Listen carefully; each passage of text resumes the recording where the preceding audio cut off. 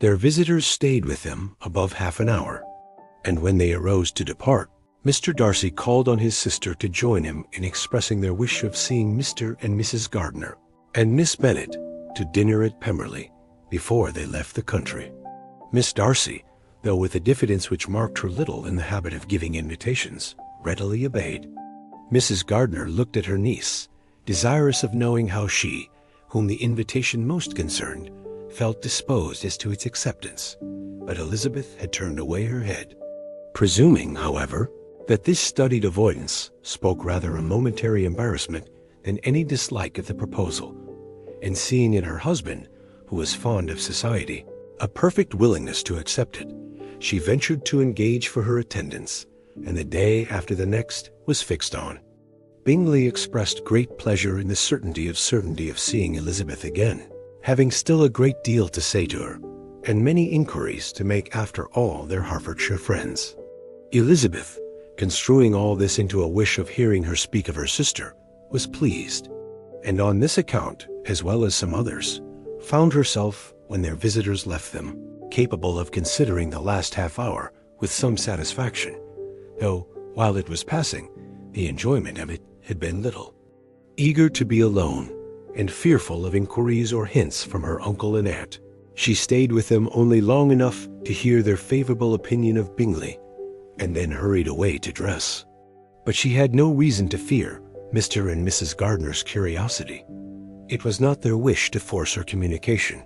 It was evident that she was much better acquainted with Mr. Darcy than they had before any idea of.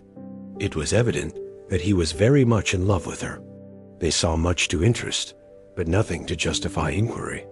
Of Mr. Darcy, it was now a matter of anxiety to think well, and as far as their acquaintance reached, there was no fault to find. They could not be untouched by his politeness, and had they drawn his character from their own feelings and his servant's report, without any reference to any other account, the circle in Hertfordshire to which he was known would not have recognized it from Mr. Darcy. There was now an interest, however, in believing the housekeeper, and they soon became sensible that the authority of a servant who had known him since he was 4 years old, and whose own manners indicated respectability, was not to be hastily rejected. Neither had anything occurred in the intelligence of their Lambton friends that could materially lessen its weight. They had nothing to accuse him of but pride. Pride he probably had, and if not, it would certainly be imputed by the inhabitants of a small market town where the family did not visit. It was acknowledged, however, that he was a liberal man and did much good among the poor. With respect to Wickham, the travellers soon found that he was not held there in much estimation, for though the chief of his concerns with the son of his patron were imperfectly understood, it was yet a well-known fact that on his quitting Derbyshire he had left many debts behind him, which Mr. Darcy afterwards discharged. As for Elizabeth, her thoughts were at Pemberley this evening more than the last. And the evening, though as it passed it seemed long, was not long enough to determine her feelings towards one in that mansion, and she lay awake 2 whole hours, endeavoring to make them out. She certainly did not hate him. No, hatred had vanished long ago, and she had almost as long been ashamed of ever feeling a dislike against him, that could be so called. The respect created by the conviction of his valuable qualities, though at first unwillingly admitted, had for some time ceased to be repugnant to her feelings, and it was now heightened into somewhat of a friendlier nature by the testimony so highly in his favor, and bringing forward his disposition in so amiable a light which yesterday had produced. But above all, above respect and esteem, there was a motive within her of goodwill which could not be overlooked. It was gratitude. Gratitude, not merely for having once loved her, but for loving her still well enough to forgive all the petulance and acrimony of her manner in rejecting him, and all the unjust accusations accompanying her rejection. He who, she had been persuaded, would avoid her as his greatest enemy, seemed, on this accidental meeting, most eager to preserve the acquaintance, and without any indelicate display of regard, or any peculiarity of manner, where their 2 selves only were concerned, was soliciting the good opinion of her friends, and bent on making her known to his sister.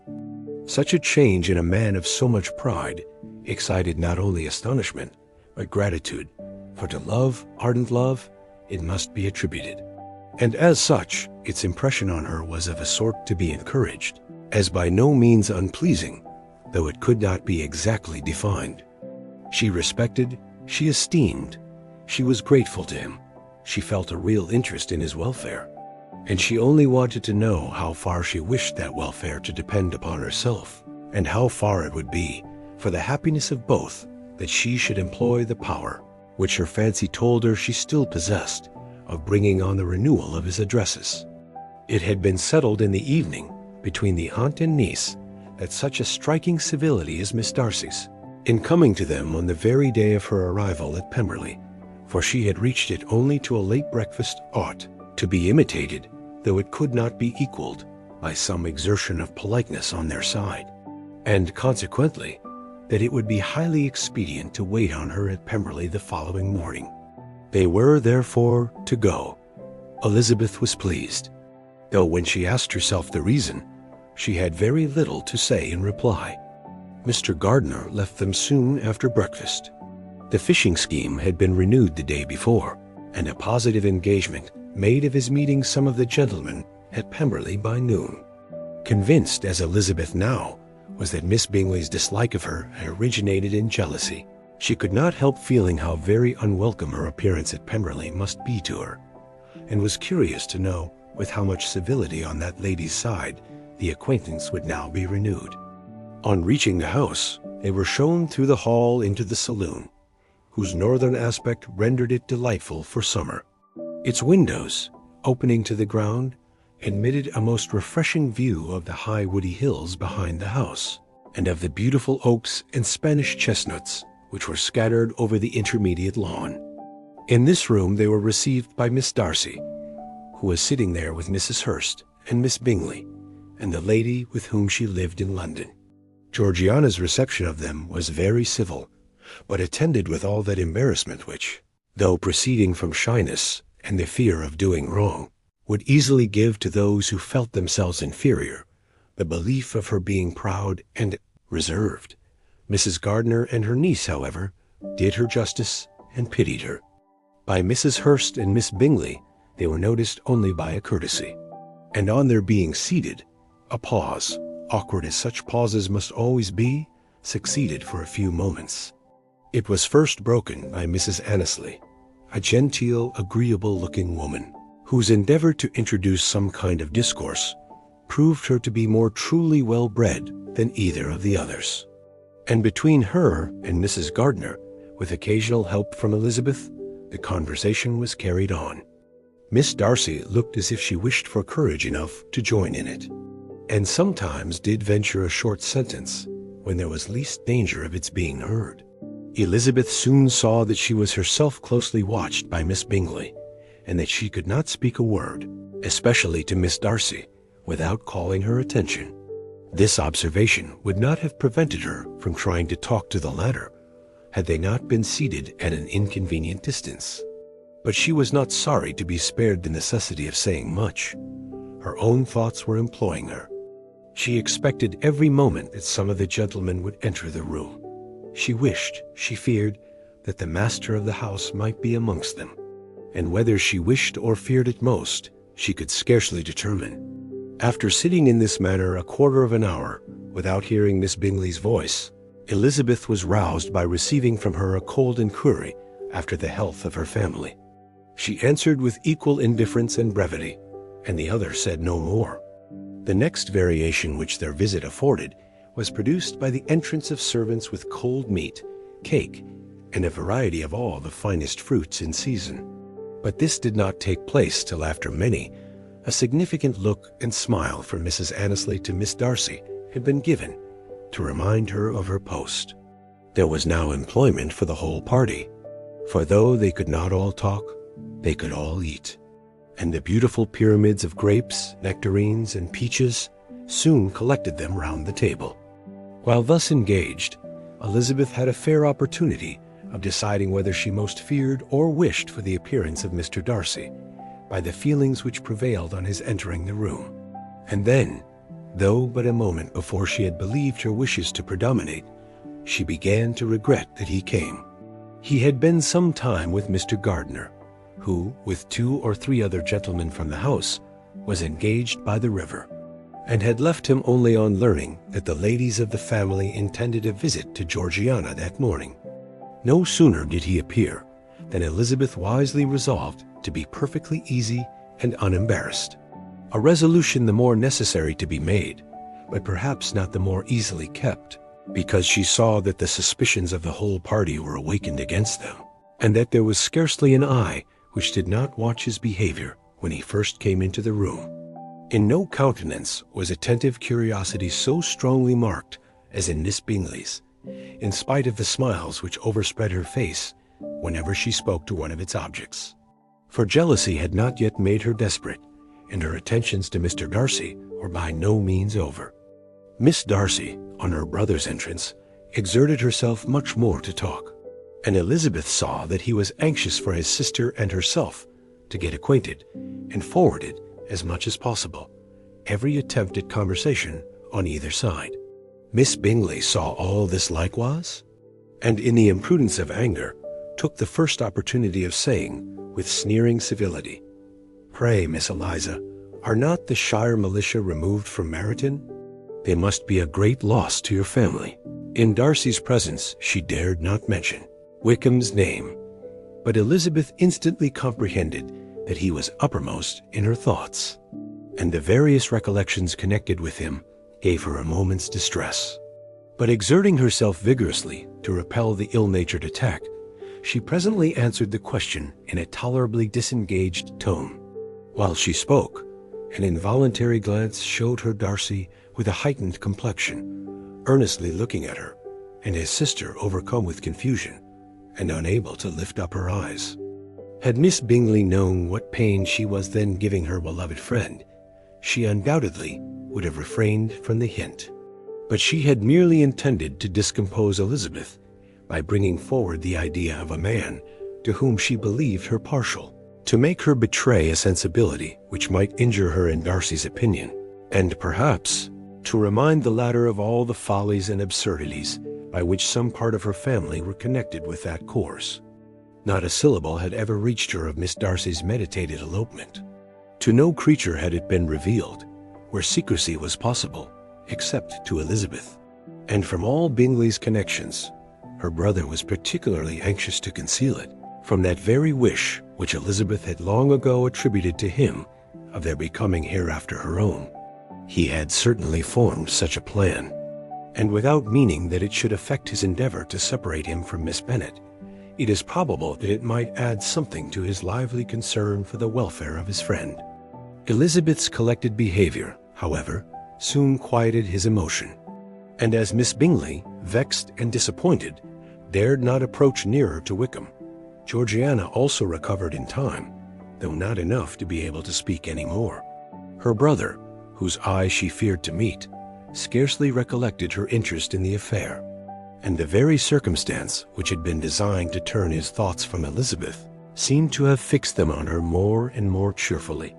Their visit did not continue long after the question and answer above mentioned, and while Mr. Darcy was attending them to their carriage, Miss Bingley was venting her feelings in criticisms on Elizabeth's person, behavior, and dress. But Georgiana would not join her. Her brother's recommendation was enough to ensure her favor. His judgment could not err, and he had spoken in such terms of Elizabeth as to leave Georgiana without the power of finding her otherwise than lovely and amiable. When Darcy returned to the saloon, Miss Bingley could not help repeating to him some part of what she had been saying to his sister. "How very ill Eliza Bennet looks this morning, Mr. Darcy," she cried. "I never in my life saw anyone so much altered as she is since the winter. She is grown so brown and coarse." Louisa and I were agreeing that we should not have known her again. However little Mr. Darcy might have liked such an address, he contented himself with coolly replying that he perceived no other alteration than her being rather tanned, no miraculous consequence of traveling in the summer. "For my own part," she rejoined, "I must confess that I never could see any beauty in her. Her face is too thin. Her complexion has no brilliancy, and her features are not at all handsome. Her nose wants character. There is nothing marked in its lines. Her teeth are tolerable, but not out of the common way. And as for her eyes, which have sometimes been called so fine, I never could perceive anything extraordinary in them. They have a sharp, shrewish look, which I do not like at all. And in her air altogether, there is a self-sufficiency without fashion, which is intolerable. Persuaded as Miss Bingley was that Darcy admired Elizabeth, this was not the best method of recommending herself. But angry people are not always wise, and in seeing him at last look somewhat nettled, she had all the success she expected. He was resolutely silent, however, and from a determination of making him speak, she continued, "I remember, when we first knew her in Hertfordshire, how amazed we all were to find that she was a reputed beauty. And I particularly recollect your saying one night, after they had been dining at Netherfield, 'She a beauty.' I should as soon call her mother a wit. But afterwards she seemed to improve on you, and I believe you thought her rather pretty at one time."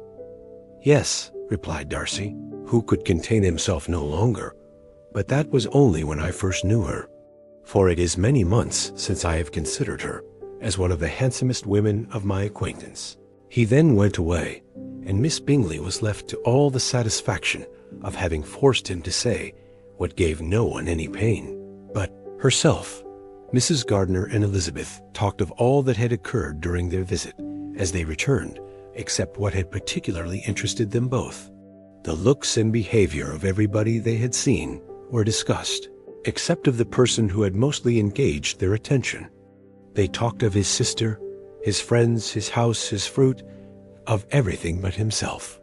Yet Elizabeth was longing to know what Mrs. Gardiner thought of him, and Mrs. Gardiner would have been highly gratified by her niece's beginning the subject.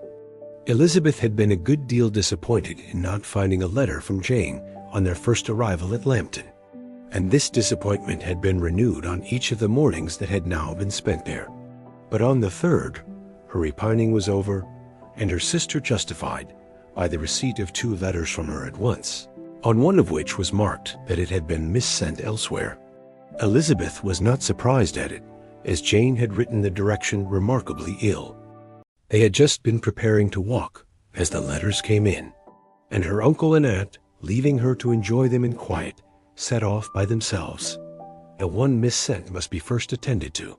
It had been written 5 days ago. The beginning contained an account of all their little parties and engagements, with such news as the country afforded. But the latter half, which was dated a day later, and written in evident agitation, gave more important intelligence. It was to this effect: "Since writing the above, dearest Lizzie, something has occurred of a most unexpected and serious nature. But I am afraid of alarming you. Be assured that we are all well. What I have to say relates to poor Lydia. An express came at 12 last night, just as we were all gone to bed, from Colonel Forster, to inform us that she was gone off to Scotland with one of his officers. To own the truth, with Wickham. Imagine our surprise. To Kitty, however, it does not seem so wholly unexpected. I am very, very sorry. So imprudent a match on both sides. But I am willing to hope the best, and that his character has been misunderstood. Thoughtless and indiscreet, I can easily believe him. But this step, and let us rejoice over it, marks nothing bad at heart. His choice is disinterested at least, for he must know my father can give her nothing. Our poor mother is sadly grieved. My father bears it better. How thankful am I that we never let them know what has been said against him. We must forget it ourselves. They were off Saturday night about 12, as is conjectured, but were not missed till yesterday morning at 8. The express was sent off directly. My dear Lizzie, they must have passed within 10 miles of us. Colonel Forster gives us reason to expect him here soon." Lydia left a few lines for his wife, informing her of their intention. "I must conclude, for I cannot be long from my poor mother. I am afraid you will not be able to make it out, but I hardly know what I have written." Without allowing herself time for consideration, and scarcely knowing what she felt, Elizabeth, on finishing this letter, instantly seized the other, and opening it with the utmost impatience, read as follows. It had been written a day later than the conclusion of the first. By this time, my dearest sister, you have received my hurried letter. I wish this may be more intelligible, but though not confined for time, my head is so bewildered that I cannot answer for being coherent. Dearest Lizzie, I hardly know what I would write, but I have bad news for you, and it cannot be delayed. Imprudent as a marriage between Mr. Wickham and our poor Lydia would be, we are now anxious to be assured it has taken place, for there is but too much reason to fear they are not gone to Scotland. Colonel Forster came yesterday, having left Brighton the day before, not many hours after the express. Though Lydia's short letter to Mrs. F. gave them to understand that they were going to Gretna Green, something was dropped by Denny, expressing his belief that W. never intended to go there, or to marry Lydia at all, which was repeated to Colonel F., who, instantly taking the alarm, set off from B., intending to trace their route.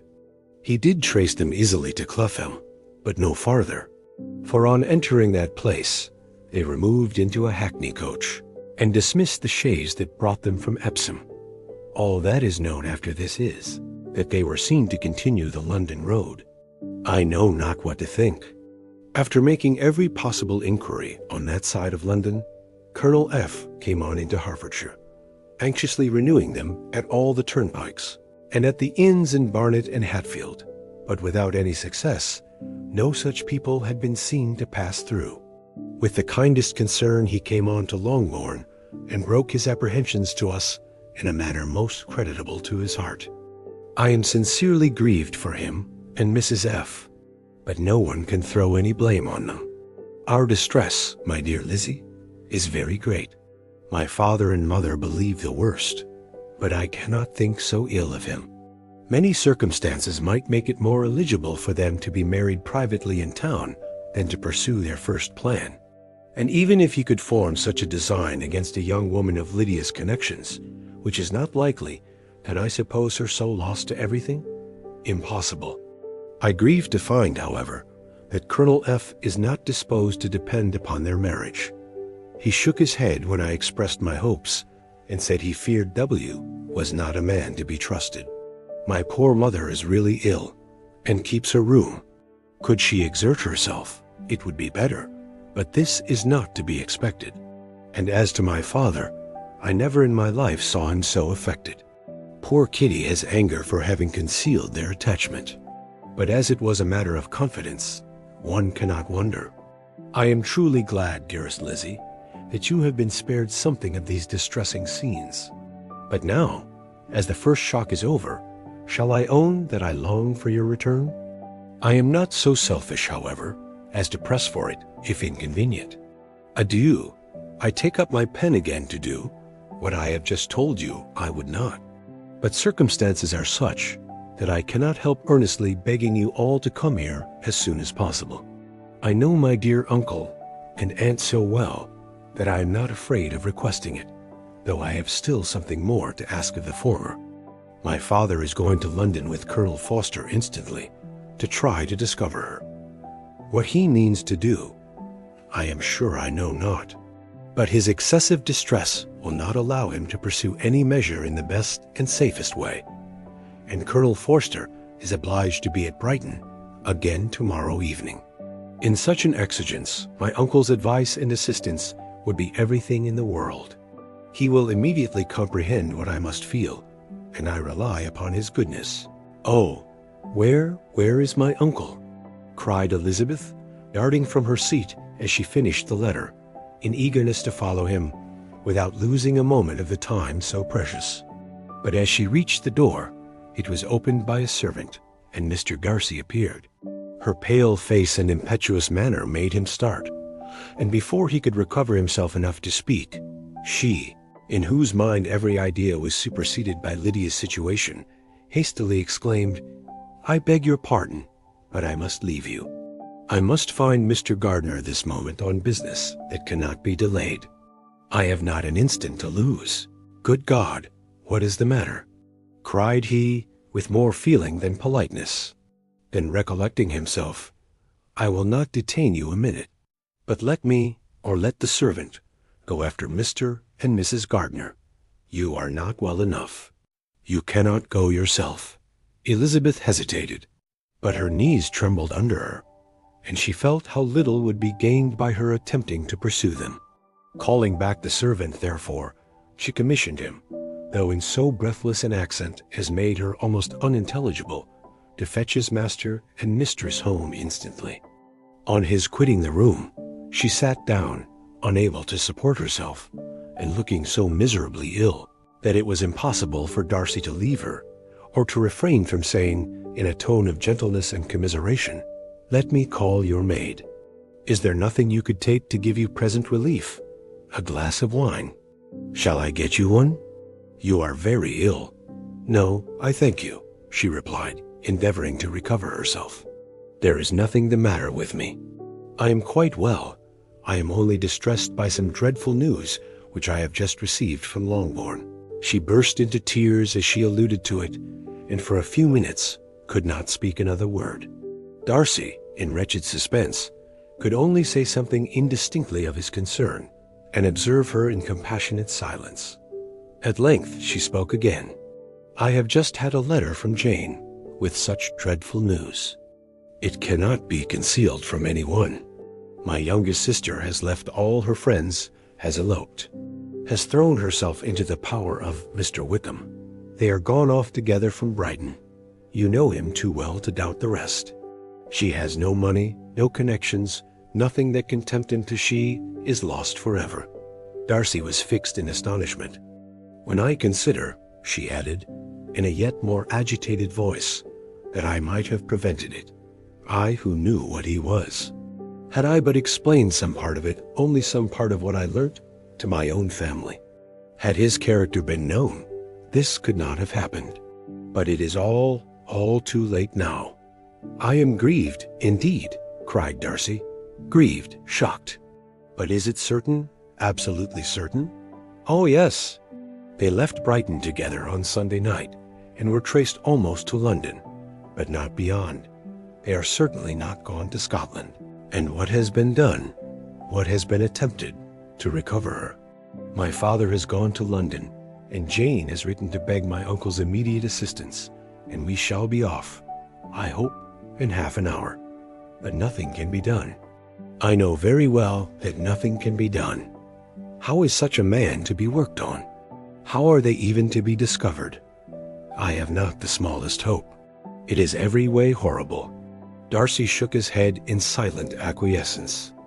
"When my eyes were opened to his real character, oh, had I known what I ought, what I dared to do! But I knew not, I was afraid of doing too much. Wretched, wretched mistake." Darcy made no answer. He seemed scarcely to hear her, and was walking up and down the room in earnest meditation. His brow contracted, his air gloomy. Elizabeth soon observed, and instantly understood it. Her power was sinking. Everything must sink under such a proof of family weakness, such an assurance of the deepest disgrace. She could neither wonder nor condemn, but the belief of his self-conquest brought nothing consolatory to her bosom, afforded no palliation of her distress. It was, on the contrary, exactly calculated to make her understand her own wishes. And never had she so honestly felt that she could have loved him, as now, when all love must be vain. But self, though it would intrude, could not engross her. Lydia, the humiliation, the misery she was bringing on them all soon swallowed up every private care. And covering her face with her handkerchief, Elizabeth was soon lost to everything else, and after a pause of several minutes, was only recalled to a sense of her situation by the voice of her companion, who, in a manner which, though it spoke compassion, spoke likewise restraint, said, "I am afraid you have been long desiring my absence, nor have I anything to plead in excuse of my stay, but real, though unavailing concern. Would to heaven that anything could be either said or done on my part, that might offer consolation to such distress. But I will not torment you with vain wishes, which may seem purposely to ask for your thanks. This unfortunate affair will, I fear, prevent my sister's having the pleasure of seeing you at Pemberley today. Oh, yes. Be so kind as to apologize for us to Miss Darcy. Say that urgent business calls us home immediately. Conceal the unhappy truth as long as it is possible. I know it cannot be long. He readily assured her of his secrecy, again expressed his sorrow for her distress, wished it a happier conclusion than there was at present reason to hope, and, leaving his compliments for her relations, with only one serious parting look, went away. As he quitted the room, Elizabeth felt how improbable it was that they should ever see each other again on such terms of cordiality as had marked their several meetings in Derbyshire. And as she threw a retrospective glance over the whole of their acquaintance, so full of contradictions and varieties, sighed at the perverseness of those feelings which would now have promoted its continuance, and would formerly have rejoiced in its termination. If gratitude and esteem are good foundations of affection, Elizabeth's change of sentiment will be neither improbable nor faulty. But if otherwise, if the regard springing from such sources is unreasonable or unnatural, in comparison of what is so often described as arising on a first interview with its object, and even before 2 words have been exchanged, nothing can be said in her defense, except that she had given somewhat of a trial to the latter method in her partiality for Wickham, and that its ill success might, perhaps, authorize her to seek the other less interesting mode of attachment. Be that as it may, she saw him go with regret, and in this early example of what Lydia's infamy must produce, found additional anguish as she reflected on that wretched business. Never since reading Jane's second letter had she entertained a hope of Wickham's meaning to marry her. No one but Jane, she thought, could flatter herself with such an expectation. Surprise was the least of all her feelings on this development. While the contents of the first letter remained on her mind, she was all surprise, all astonishment, that Wickham should marry a girl whom it was impossible he could marry for money, and how Lydia could ever have attached him had appeared incomprehensible. But now it was all too natural. For such an attachment as this, she might have sufficient charms, and though she did not suppose Lydia to be deliberately engaging in an elopement, without the intention of marriage, she had no difficulty in believing that neither her virtue nor her understanding would preserve her from falling an easy prey. She had never perceived, while the regiment was in Hertfordshire, that Lydia had any partiality for him. But she was convinced that Lydia had wanted only encouragement to attach herself to anybody. Sometimes one officer, sometimes another, had been her favorite, as their attentions raised them in her opinion. Her affections had been continually fluctuating, but never without an object. The mischief of neglect and mistaken indulgence towards such a girl, oh, how acutely did she now feel it! She was wild to be at home, to hear, to see, to be upon the spot, to share with Jane in the cares that must now fall wholly upon her in a family so deranged. A father absent, a mother incapable of exertion, and requiring constant attendance. And though almost persuaded that nothing could be done for Lydia, her uncle's interference seemed of the utmost importance, and till he entered the room, the misery of her impatience was severe. Mr. and Mrs. Gardiner had hurried back in alarm, supposing by the servant's account that their niece was taken suddenly ill. But satisfying them instantly on that head, she eagerly communicated the cause of their summons, reading the 2 letters aloud, and dwelling on the postscript of the last with trembling energy. Though Lydia had never been a favorite with them, Mr. and Mrs. Gardiner could not but be deeply affected. Not Lydia only, but all were concerned in it. And after the first exclamations of surprise and horror, Mr. Gardiner readily promised every assistance in his power. Elizabeth, though expecting no less, thanked him with tears of gratitude, and all 3 being actuated by one spirit, everything relating to their journey was speedily settled. They were to be off as soon as possible. "But what is to be done about Pemberley?" cried Mrs. Gardiner. "John told us Mr. Darcy was here when you sent for us. Was it so?" "Yes." "And I told him we should not be able to keep our engagement." "That is all settled." "What is all settled?" repeated the other, as she ran into her room to prepare. And are they upon such terms as for her to disclose the real truth? Oh, that I knew how it was. But wishes were vain, or, at best, could serve only to amuse her in the hurry and confusion of the following hour. Had Elizabeth been at leisure to be idle, she would have remained certain that all employment was impossible to one so wretched as herself. But she had her share of business as well as her aunt, and amongst the rest there were notes to be written to all their friends at Lambton, with false excuses for their sudden departure.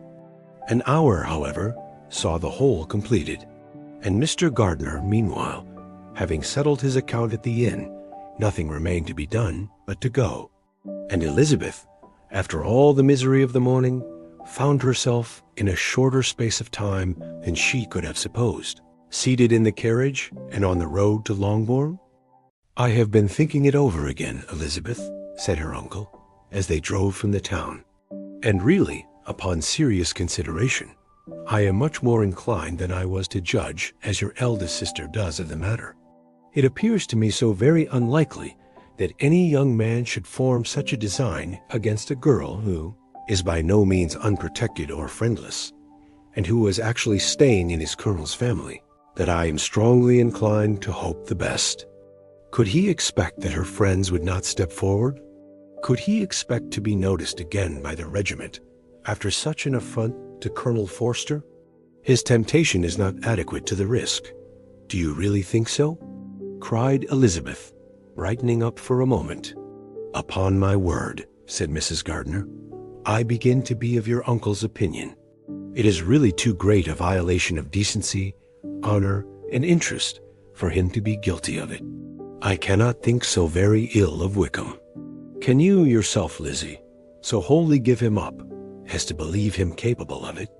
Not perhaps of neglecting his own interest, but of every other neglect I can believe him capable, if indeed it should be so. But I dare not hope it. Why should they not go on to Scotland, if that had been the case?" "In the first place," replied Mr. Gardiner, "there is no absolute proof that they are not gone to Scotland. Oh, but their removing from the chaise into a hackney coach is such a presumption. And besides, no traces of them were to be found on the Barwick road. Well then, supposing them to be in London, they may be there, though for the purpose of concealment, for no more exceptionable purpose. It is not likely that money should be very abundant on either side, and it might strike them that they could be more economically, though less expeditiously, married in London than in Scotland. But why all this secrecy? Why any fear of detection? Why must their marriage be private? Oh no, no, this is not likely. His most particular friend, you see by Jane's account, was persuaded of his never intending to marry her. Wickham will never marry a woman without some money. He cannot afford it. And what claims has Lydia? What attractions has she beyond youth, health, and good humor that could make him for her sake forego every chance of benefiting himself by marrying well? As to what restraint the apprehensions of disgrace in the corps might throw on a dishonorable elopement with her, I am not able to judge, for I know nothing of the effects that such a step might produce. But as to your other objection, I am afraid it will hardly hold good. Lydia has no brothers to step forward, and he might imagine, from my father's behavior, from his indolence and the little attention he has ever seemed to give to what was going forward in his family, that he would do as little and think as little about it as any father could do in such a matter. But can you think that Lydia is so lost to everything but love of him as to consent to live with him on any other terms than marriage? It does seem, and it is most shocking indeed, replied Elizabeth, with tears in her eyes, that a sister's sense of decency and virtue in such a point should admit of doubt. But really, I know not what to say. Perhaps I am not doing her justice. But she is very young. She has never been taught to think on serious subjects. And for the last half-year, nay, for a 12-month, she has been given up to nothing but amusement and vanity. She has been allowed to dispose of her time in the most idle and frivolous manner, and to adopt any opinions that came in her way. Since the Shire were first quartered in Meryton, nothing but love, flirtation, and officers have been in her head. She has been doing everything in her power, by thinking and talking on the subject, to give greater, what shall I call it, susceptibility to her feelings, which are naturally lively enough. And we all know that Wickham has every charm of person and address that can captivate a woman. But you see that Jane, said her aunt, does not think so ill of Wickham as to believe him capable of the attempt. Of whom does Jane ever think ill? And who is there, whatever might be their former conduct, that she would believe capable of such an attempt, till it were proved against them? But Jane knows, as well as I do, what Wickham really is. We both know that he has been profligate in every sense of the word, that he has neither integrity nor honor, that he is as false and deceitful as he is insinuating. And do you really know all this? Cried Mrs. Gardiner, whose curiosity as to the mode of her intelligence was all alive. I do, indeed, replied Elizabeth, coloring. I told you the other day of his infamous behavior to Mr. Darcy, and you yourself, when last at Longbourn, heard in what manner he spoke of the man who had behaved with such forbearance and liberality towards him. And there are other circumstances which I am not at liberty, which it is not worth while to relate. But his lies about the whole Pemberley family are endless. From what he said of Miss Darcy, I was thoroughly prepared to see a proud, reserved, disagreeable girl. Yet he knew to the contrary himself. He must know that she was as amiable and unpretending as we have found her. But does Lydia know nothing of this? Can she be ignorant of what you and Jane seem so well to understand? Oh, yes, that is the worst of all. Till I was in Kent, and saw so much both of Mr. Darcy and his relation Colonel Fitzwilliam, I was ignorant of the truth myself. And when I returned home, the Shire was to leave Meryton in a week or fortnight's time. As that was the case, neither Jane, to whom I related the whole, nor I, thought it necessary to make our knowledge public. For of what use could it apparently be to anyone that the good opinion which all the neighborhood had of him should then be overthrown? And even when it was settled that Lydia should go with Mrs. Forster, the necessity of opening her eyes to his character never occurred to me. That she could be in any danger from the deception never entered my head. That such a consequence as this should ensue, you may easily believe, was far enough from my thoughts. When they all removed to Brighton, therefore, you had no reason, I suppose, to believe them fond of each other? Not the slightest. I can remember no symptom of affection on either side. And had anything of the kind been perceptible, you must be aware that ours is not a family on which it could be thrown away. When first he entered the course, she was ready enough to admire him, but so we all were. Every girl in or near Meryton was out of her senses about him for the first 2 months, but he never distinguished her by any particular attention. And consequently, after a moderate period of extravagant and wild admiration, her fancy for him gave way, and others of the regiment, who treated her with more distinction, again became her favorites.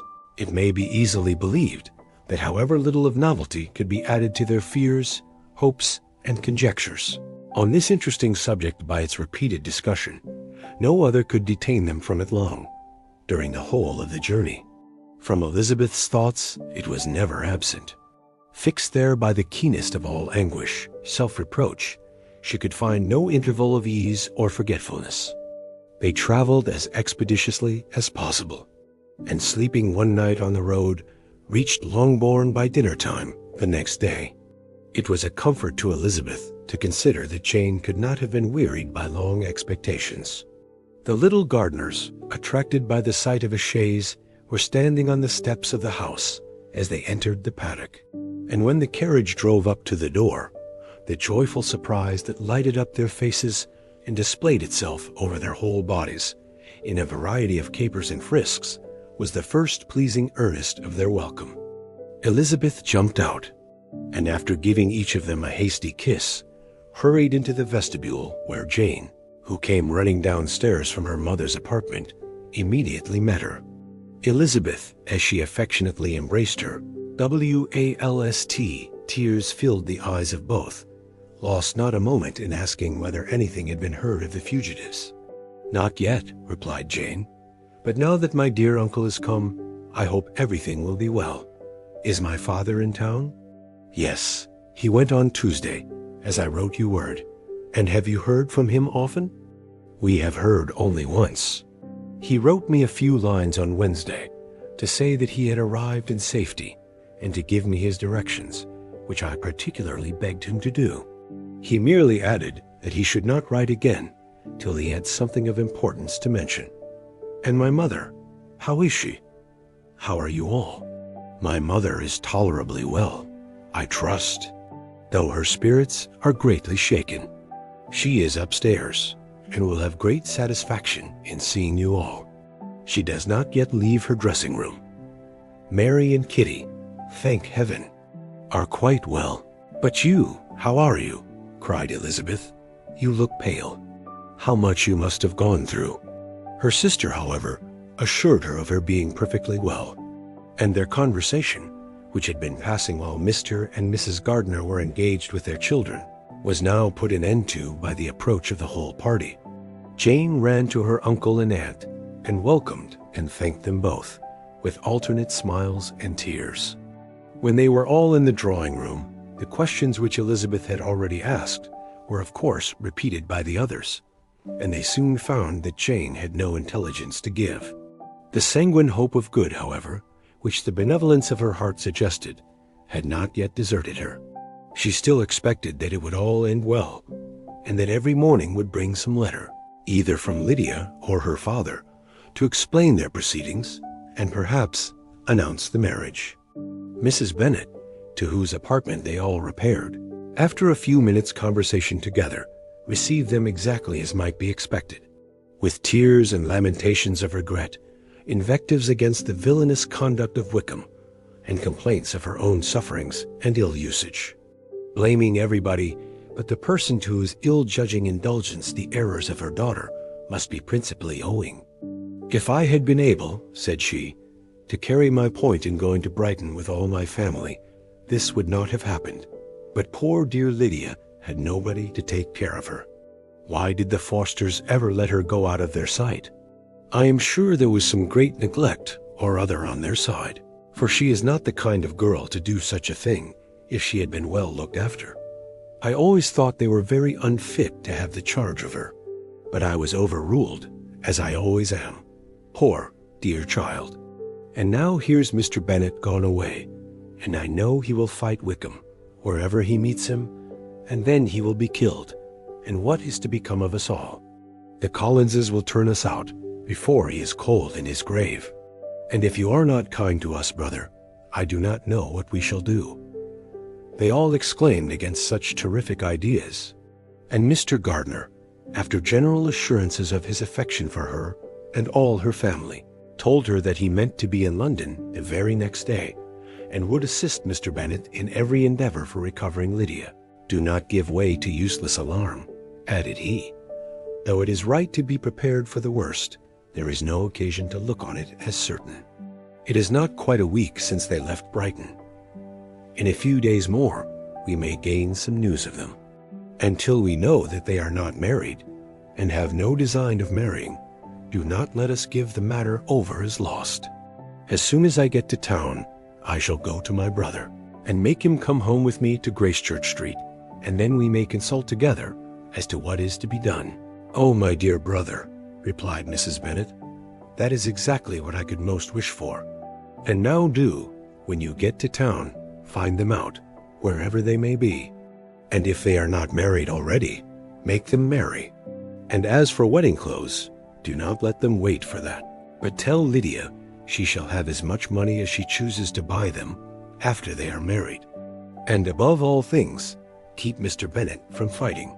Tell him what a dreadful state I am in, that I am frightened out of my wits, and have such tremblings, such flutterings all over me, such spasms in my side, and pains in my head, and such beatings at my heart, that I can get no rest by night nor by day. And tell my dear Lydia not to give any directions about her clothes till she has seen me, for she does not know which are the best warehouses. Oh, brother, how kind you are. I know you will contrive it all." But Mr. Gardner, though he assured her again of his earnest endeavors in the cause, could not avoid recommending moderation to her, as well in her hopes as her fears. And after talking with her in this manner till dinner was on table, they left her to vent all her feelings on the housekeeper, who attended in the absence of her daughters. Though her brother and sister were persuaded that there was no real occasion for such a seclusion from the family, they did not attempt to oppose it, for they knew that she had not prudence enough to hold her tongue before the servants while they waited at table, and judged it better that one only of the household, and the one whom they could most trust, should comprehend all her fears and solicitude on the subject. In the dining room they were soon joined by Mary and Kitty, who had been too busily engaged in their separate apartments to make their appearance before. One came from her books, and the other from her toilette. The faces of both, however, were tolerably calm, and no change was visible in either, except that the loss of her favorite sister, or the anger which she had herself incurred in the business, had given something more of fretfulness than usual to the accents of Kitty. As for Mary, she was mistress enough of herself to whisper to Elizabeth, with a countenance of grave reflection, soon after they were seated at table, "This is a most unfortunate affair, and will probably be much talked of. But we must stem the tide of malice, and pour into the wounded bosoms of each other the balm of sisterly consolation." Then, perceiving in Elizabeth no inclination of replying, she added, "Unhappy as the event must be for Lydia, we may draw from it this useful lesson, that loss of virtue in a female is irretrievable, that one false step involves her in endless ruin, that her reputation is no less brittle than it is beautiful, and that she cannot be too much guarded in her behavior towards the undeserving of the other sex." Elizabeth lifted up her eyes in amazement, but was too much oppressed to make any reply. Mary, however, continued to console herself with such kind of moral extractions from the evil before them. In the afternoon, the two elder Miss Bennets were able to be for half an hour by themselves, and Elizabeth instantly availed herself of the opportunity of making any inquiries which Jane was equally eager to satisfy. After joining in general lamentations over the dreadful sequel of this event, which Elizabeth considered as all but certain, and Miss Bennet could not assert to be wholly impossible, the former continued the subject by saying, "But tell me all and everything about it, which I have not already heard. Give me further particulars. What did Colonel Forster say? Had they no apprehension of anything before the elopement took place? They must have seen them together forever." Colonel Forster did own that he had often suspected some partiality, especially on Lydia's side, but nothing to give him any alarm. "I am so grieved for him. His behavior was attentive and kind to the utmost. He was coming to us in order to assure us of his concern, before he had any idea of their not being gone to Scotland. When that apprehension first got abroad, it hastened his journey." And was Denny convinced that Wickham would not marry? Did he know of their intending to go off? Had Colonel Forster seen Denny himself? Yes. But when questioned by him, Denny denied knowing anything of their plan, and would not give his real opinion about it. He did not repeat his persuasion of their not marrying, and from that I am inclined to hope he might have been misunderstood before. Until Colonel Forster came himself, not one of you entertained a doubt, I suppose, of their being really married? How was it possible that such an idea should enter our brains? I felt a little uneasy, a little fearful of my sister's happiness with him in marriage, because I knew that his conduct had not been always quite right. My father and mother knew nothing of that. They only felt how imprudent a match it must be. Kitty then owned, with a very natural triumph on knowing more than the rest of us, that in Lydia's last letter she had prepared her for such a step.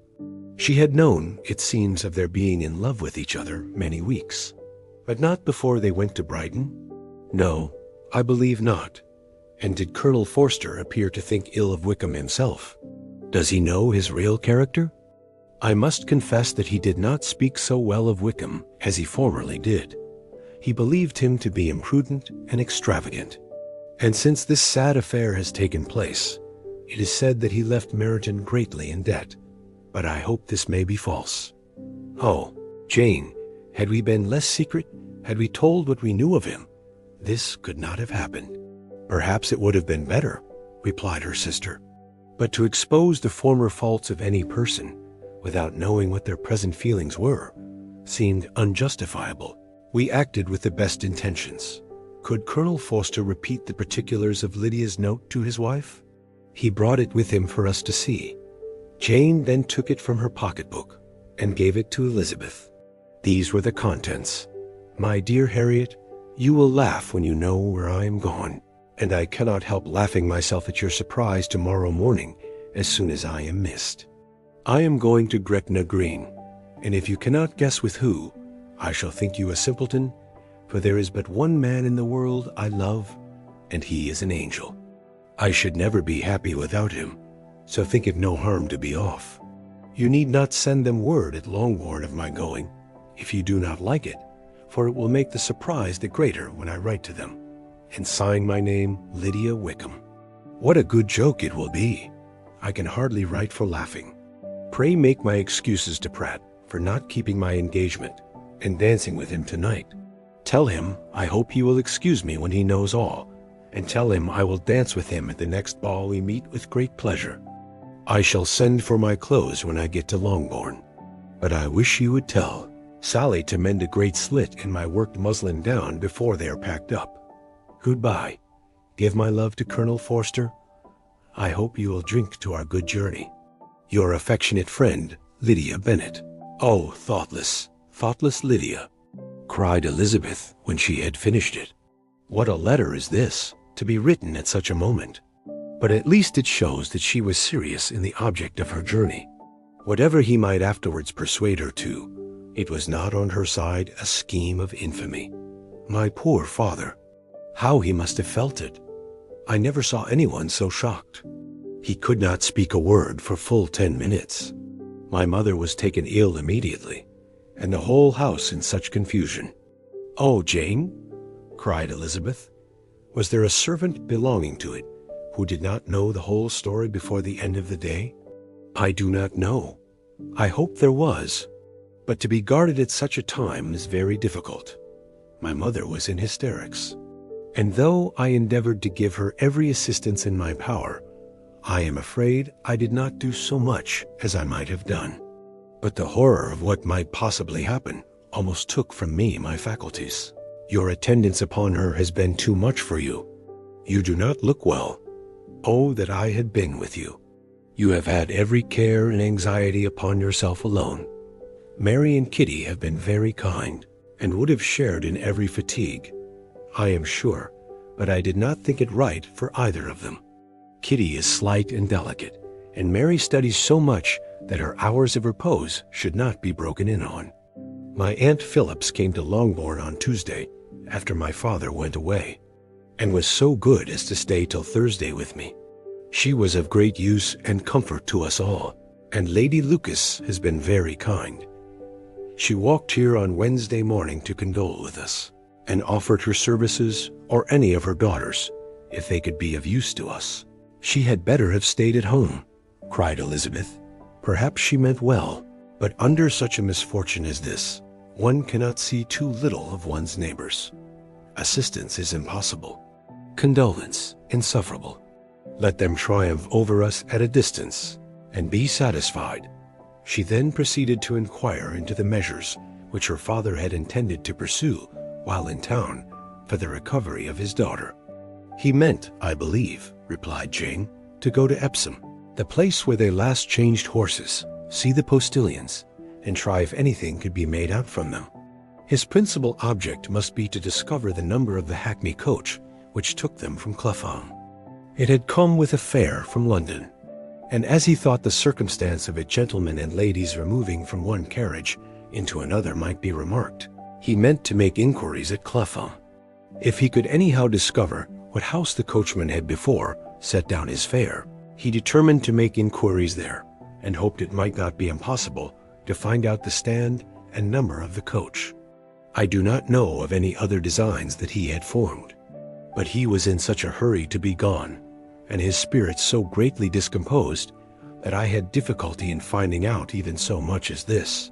The whole party were in hopes of a letter from Mr. Bennet the next morning, but the post came in without bringing a single line from him.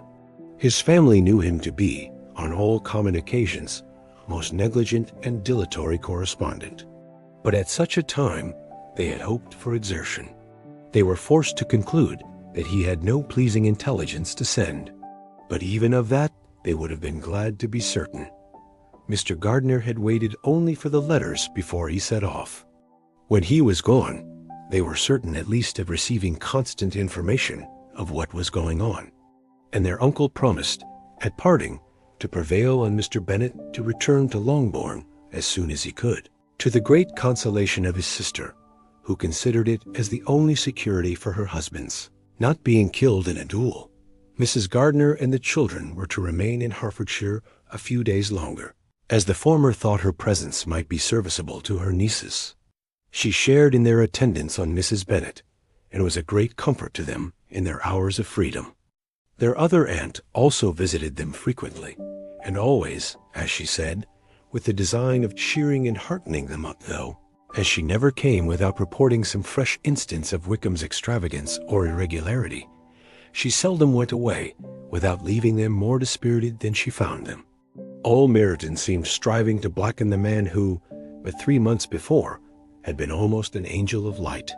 He was declared to be in debt to every tradesman in the place, and his intrigues, all honored with the title of seduction, had been extended into every tradesman's family. Everybody declared that he was the wickedest young man in the world, and everybody began to find out that they had always distrusted the appearance of his goodness. Elizabeth, though she did not credit above half of what was said, believed enough to make her former assurance of her sister's ruin still more certain. And even Jane, who believed still less of it, became almost hopeless, more especially as the time was now come, when, if they had gone to Scotland, which she had never before entirely despaired of, they must in all probability have gained some news of them. Mr. Gardiner left Longbourn on Sunday. On Tuesday, his wife received a letter from him. It told them that on his arrival he had immediately found out his brother and persuaded him to come to Gracechurch Street, that Mr. Bennet had been to Epsom and Clapham before his arrival, but without gaining any satisfactory information, and that he was now determined to inquire at all the principal hotels in town, as Mr. Bennet thought it possible they might have gone to one of them on their first coming to London, before they procured lodgings. Mr. Gardiner himself did not expect any success from this measure, but as his brother was eager in it, he meant to assist him in pursuing it. He added that Mr. Bennet seemed wholly disinclined at present to leave London, and promised to write again very soon. There was also a postscript to this effect. "I have written to Colonel Forster to desire him to find out, if possible, from some of the young man's intimates in the regiment, whether Wickham has any relations or connections who would be likely to know in what part of the town he has now concealed himself. If there were anyone that one could apply to, with a probability of gaining such a clue as that, it might be of essential consequence. At present, we have nothing to guide us. Colonel Forster will, I dare say, do everything in his power to satisfy us on this head. But on second thoughts, perhaps Lizzie could tell us what relations he has now living better than any other person." Elizabeth was at no loss to understand from whence this deference for her authority proceeded, but it was not in her power to give any information of so satisfactory a nature as the compliment deserved. She had never heard of his having had any relations, except a father and mother, both of whom had been dead many years. It was possible, however, that some of his companions in the shire might be able to give more information, and though she was not very sanguine in expecting it, the application was a something to look forward to. Every day at Longbourn was now a day of anxiety, but the most anxious part of each was when the post was expected. The arrival of letters was the first grand object of every morning's impatience. Through letters, whatever of good or bad was to be told would be communicated, and every succeeding day was expected to bring some news of importance. But before they heard again from Mr. Gardiner, a letter arrived for their father from a different quarter from Mr. Collins, which, as Jane had received directions to open all that came for him in his absence, she accordingly read. And Elizabeth, who knew what curiosities his letters always were, looked over her and read it likewise. It was as follows: "My dear sir, I feel myself called upon by our relationship and my situation in life to condole with you on the grievous affliction you are now suffering under, of which we were yesterday informed by a letter from Hertfordshire. Be assured, my dear sir, that Mrs. Collins and myself sincerely sympathize with you and all your respectable family in your present distress, which must be of the bitterest kind, because proceeding from a cause which no time can remove. No arguments shall be wanting on my part that can alleviate so severe a misfortune, or that may comfort you under a circumstance that must be, of all others, most afflicting to a parent's mind.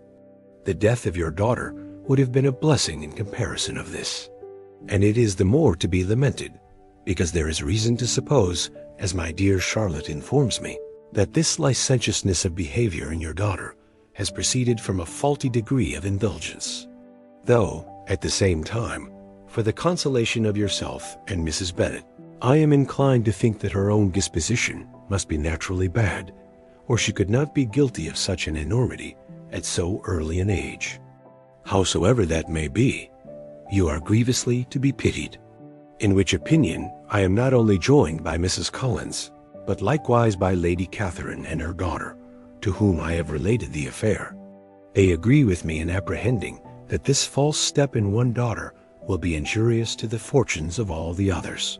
For who, as Lady Catherine herself condescendingly says, will connect themselves with such a family? And this consideration leads me, moreover, to reflect with augmented satisfaction on a certain event of last November. For had it been otherwise, I must have been involved in all your sorrow and disgrace. Let me advise you then, my dear sir, to console yourself as much as possible, to throw off your unworthy child from your affection forever, and leave her to reap the fruits of her own heinous offense. I and dear sir, etc., etc." Mr. Gardiner did not write again till he had received an answer from Colonel Forster, and then he had nothing of a pleasant nature to send. It was not known that Wickham had a single relation with whom he kept up any connection, and it was certain that he had no near one living.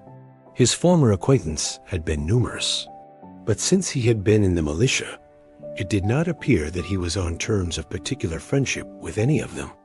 There was no one, therefore, who could be pointed out as likely to give any news of him, and in the wretched state of his own finances, there was a very powerful motive for secrecy, in addition to his fear of discovery by Lydia's relations, for it had just transpired that he had left gaming debts behind him to a very considerable amount.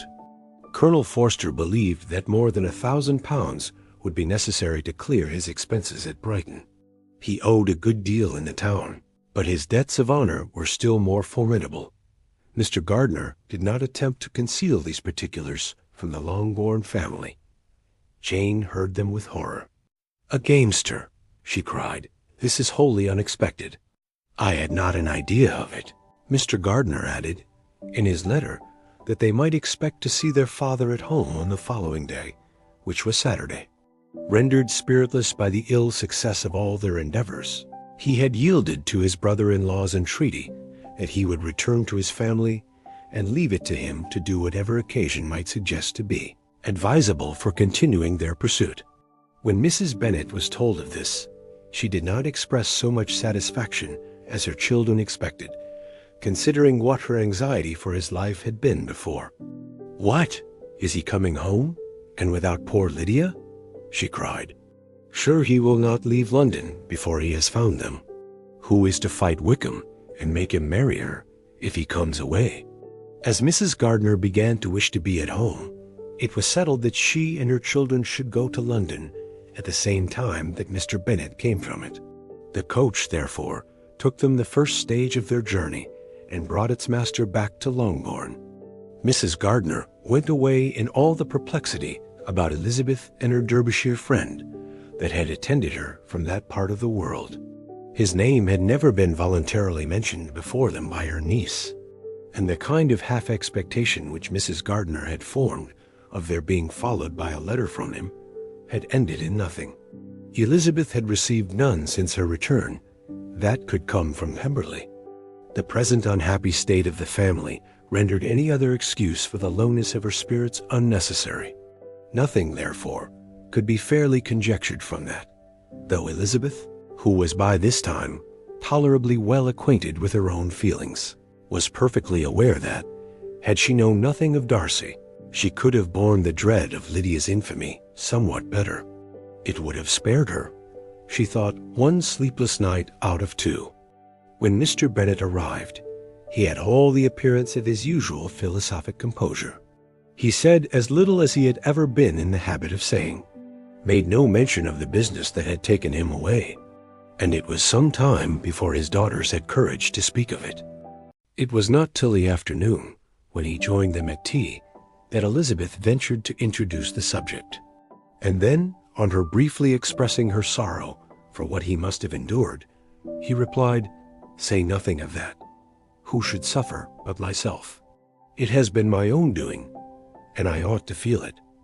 "You must not be too severe upon yourself," replied Elizabeth. "You may well warn me against such an evil. Human nature is so prone to fall into it. No, Lizzie, let me once in my life feel how much I have been to blame. I am not afraid of being overpowered by the impression. It will pass away soon enough. Do you suppose them to be in London?" "Yes.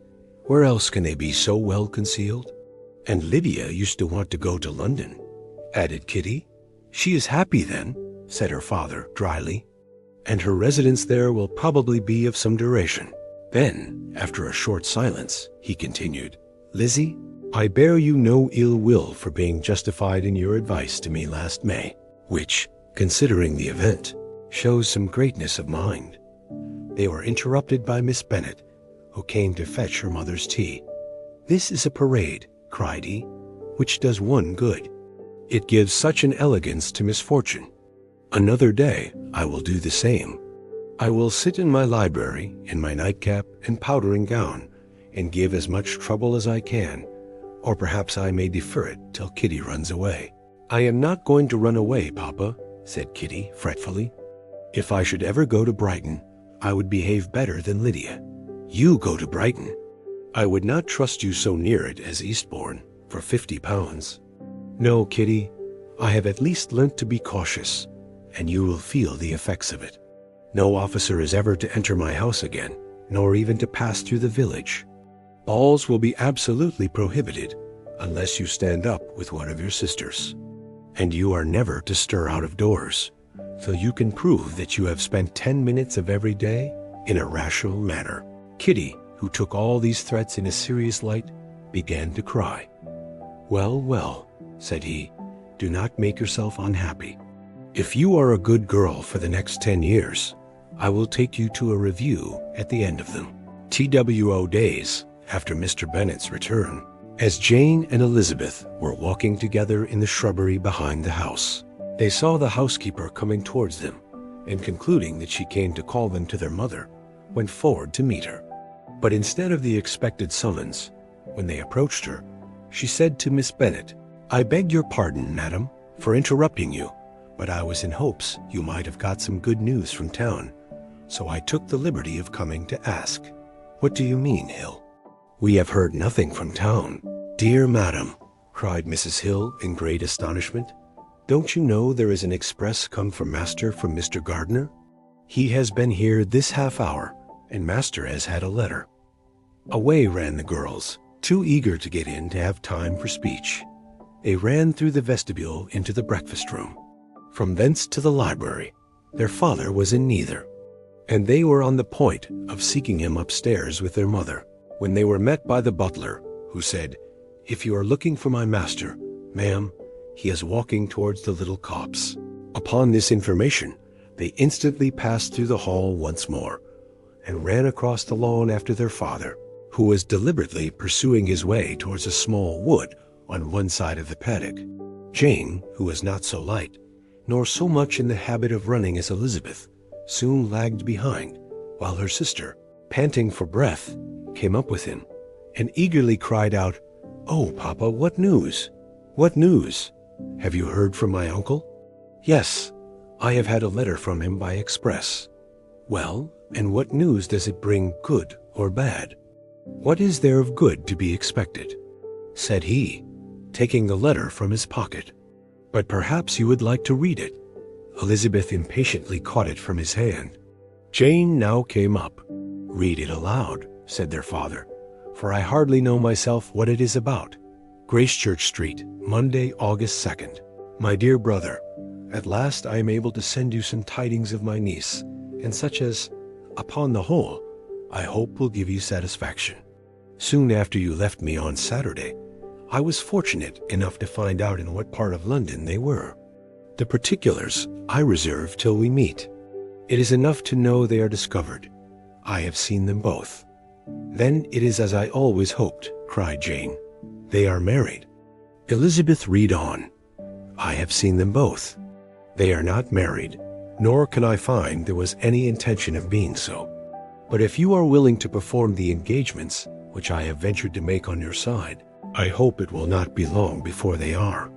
All that is required of you is to assure to your daughter, by settlement, her equal share of the £5,000 secured among your children after the decease of yourself and my sister, and moreover, to enter into an engagement of allowing her, during your life, £100 per annum. These are conditions which, considering everything, I had no hesitation in complying with, as far as I thought myself privileged, for you. I shall send this by express, that no time may be lost in bringing me your answer. You will easily comprehend, from these particulars, that Mr. Wickham's circumstances are not so hopeless as they are generally believed to be. The world has been deceived in that respect, and I am happy to say there will be some little money, even when all his debts are discharged, to settle on my niece, in addition to her own fortune. If, as I conclude will be the case, you send me full powers to act in your name throughout the whole of this business, I will immediately give directions to Haggerston for preparing a proper settlement. There will not be the smallest occasion for your coming to town again. Therefore stay quietly at Longbourn, and depend on my diligence and care. Send back your answer as soon as you can, and be careful to write explicitly. We have judged it best that my niece should be married from this house, of which I hope you will approve. She comes to us today. I shall write again as soon as anything more is determined on. Yours, etc., E.D.W. Gardner. Is it possible? Cried Elizabeth, when she had finished. Can it be possible that he will marry her? Wickham is not so undeserving, then, as we have thought him, said her sister. My dear father, I congratulate you. And have you answered the letter? Said Elizabeth. No, but it must be done soon. Most earnestly did she then entreat him to lose no more time before he wrote. Oh, my dear father, she cried, come back and write immediately. Consider how important every moment is in such a case. Let me write for you, said Jane. If you dislike the trouble yourself. I dislike it very much, he replied, but it must be done. And so saying, he turned back with them and walked towards the house.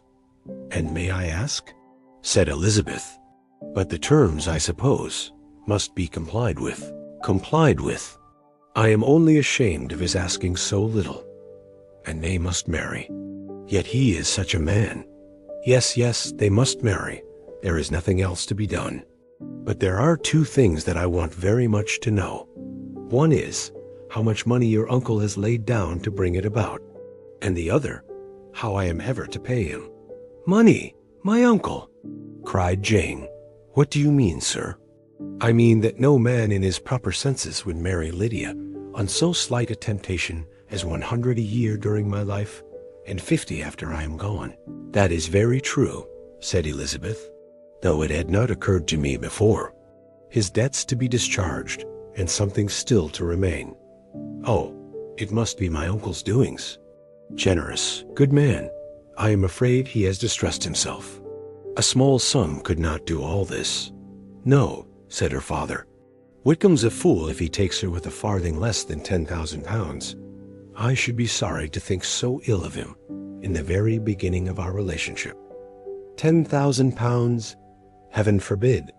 How is half such a sum to be repaid? Mr. Bennet made no answer, and each of them, deep in thought, continued silent till they reached the house. Their father then went to the library to write, and the girls walked into the breakfast room. And they are really to be married, cried Elizabeth, as soon as they were by themselves. How strange this is! And for this we are to be thankful, that they should marry, small as is their chance of happiness, and wretched as his character, we are forced to rejoice. Oh, Lydia, I comfort myself with thinking, replied Jane, that he certainly would not marry Lydia if he had not a real regard for her. Though our kind uncle has done something towards clearing him, I cannot believe that 10,000 pounds, or anything like it, has been advanced. He has children of his own, and may have more. How could he spare half 10,000 pounds? If we are ever able to learn what Wickham's debts have been, said Elizabeth, and how much is settled on his side on our sister, we shall exactly know what Mr. Gardiner has done for them, because Wickham has not sixpence of his own. The kindness of my uncle and aunt can never be requited. Their taking her home and affording her their personal protection and countenance is such a sacrifice to her advantage as years of gratitude cannot enough acknowledge. By this time she is actually with them. If such goodness does not make her miserable now, she will never deserve to be happy. What a meeting for her when she first sees my aunt! We must endeavor to forget all that has passed on either side, said Jane. I hope and trust they will yet be happy. His consenting to marry her is a proof, I will believe, that he has come to a right way of thinking. Their mutual affection will steady them, and I flatter myself they will settle so quietly and live in so rational a manner as may in time make their past imprudence forgotten. Their conduct has been such, replied Elizabeth, as neither you, nor I, nor anybody can ever forget. It is useless to talk of it. It now occurred to the girls that their mother was in all likelihood perfectly ignorant of what had happened. They went to the library, therefore, and asked their father whether he would not wish them to make it known to her. He was writing, and without raising his head, coolly replied, "Just as you please. May we take my uncle's letter to read to her?" "Take whatever you like, and get away." Elizabeth took the letter from his writing table, and they went upstairs together. Mary and Kitty were both with Mrs. Bennet. One communication would, therefore, do for all. After a slight preparation for good news, the letter was read aloud. Mrs. Bennet could hardly contain herself.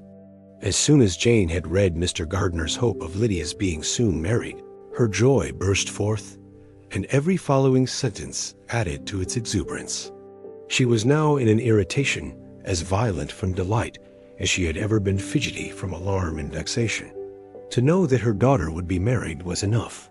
She was disturbed by no fear for her felicity, nor humbled by any remembrance of her misconduct. "My dear, dear Lydia," she cried, "this is delightful indeed. She will be married. I shall see her again. She will be married at 16. My good, kind brother. I knew how it would be. I knew he would manage everything. How I longed to see her, and to see dear Wickham too. But the clothes, the wedding clothes. I will write to my sister Gardiner about them directly.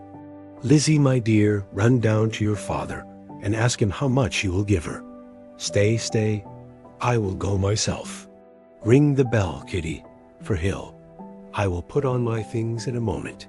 My dear, dear Lydia. How merry we shall be together when we meet." Her eldest daughter endeavored to give some relief to the violence of these transports, by leading her thoughts to the obligations which Mr. Gardiner's behavior laid them all under. "For we must attribute this happy conclusion," she added, "in a great measure to his kindness. We are persuaded that he has pledged himself to assist Mr. Wickham with money." "Well," cried her mother, "it is all very right. Who should do it but her own uncle? If he had not had a family of his own, I and my children must have had all his money, you know. And it is the first time we have ever had anything from him, except a few presents. Well, I am so happy. In a short time, I shall have a daughter married. Mrs. Wickham, how well it sounds. And she was only 16 last June. My dear Jane, I am in such a flutter that I am sure I can't write. So I will dictate, and you write for me. We will settle with your father about the money afterwards. But the things should be ordered immediately. She was then proceeding to all the particulars of calico, muslin, and cambric, and would shortly have dictated some very plentiful orders, had not Jane, though with some difficulty, persuaded her to wait till her father was at leisure to be consulted. One day's delay, she observed, would be of small importance, and her mother was too happy to be quite so obstinate as usual. Other schemes, too, came into her head. I will go to Meryton, said she, as soon as I am dressed, and tell the good news to my sister Phillips. And as I come back, I can call on Lady Lucas and Mrs. Long. Kitty, run down and order the carriage. An airing would do me a great deal of good, I am sure. Girls, can I do anything for you in Meryton? Here comes Hill. My dear Hill, have you heard the good news? Miss Lydia is going to be married, and you shall all have a bowl of punch to make merry at her wedding. Mrs. Hill began instantly to express her joy. Elizabeth received her congratulations amongst the rest, and then, sick of this folly, took refuge in her own room, that she might think with freedom. Poor Lydia's situation must, at best, be bad enough, but that it was no worse, she had need to be thankful.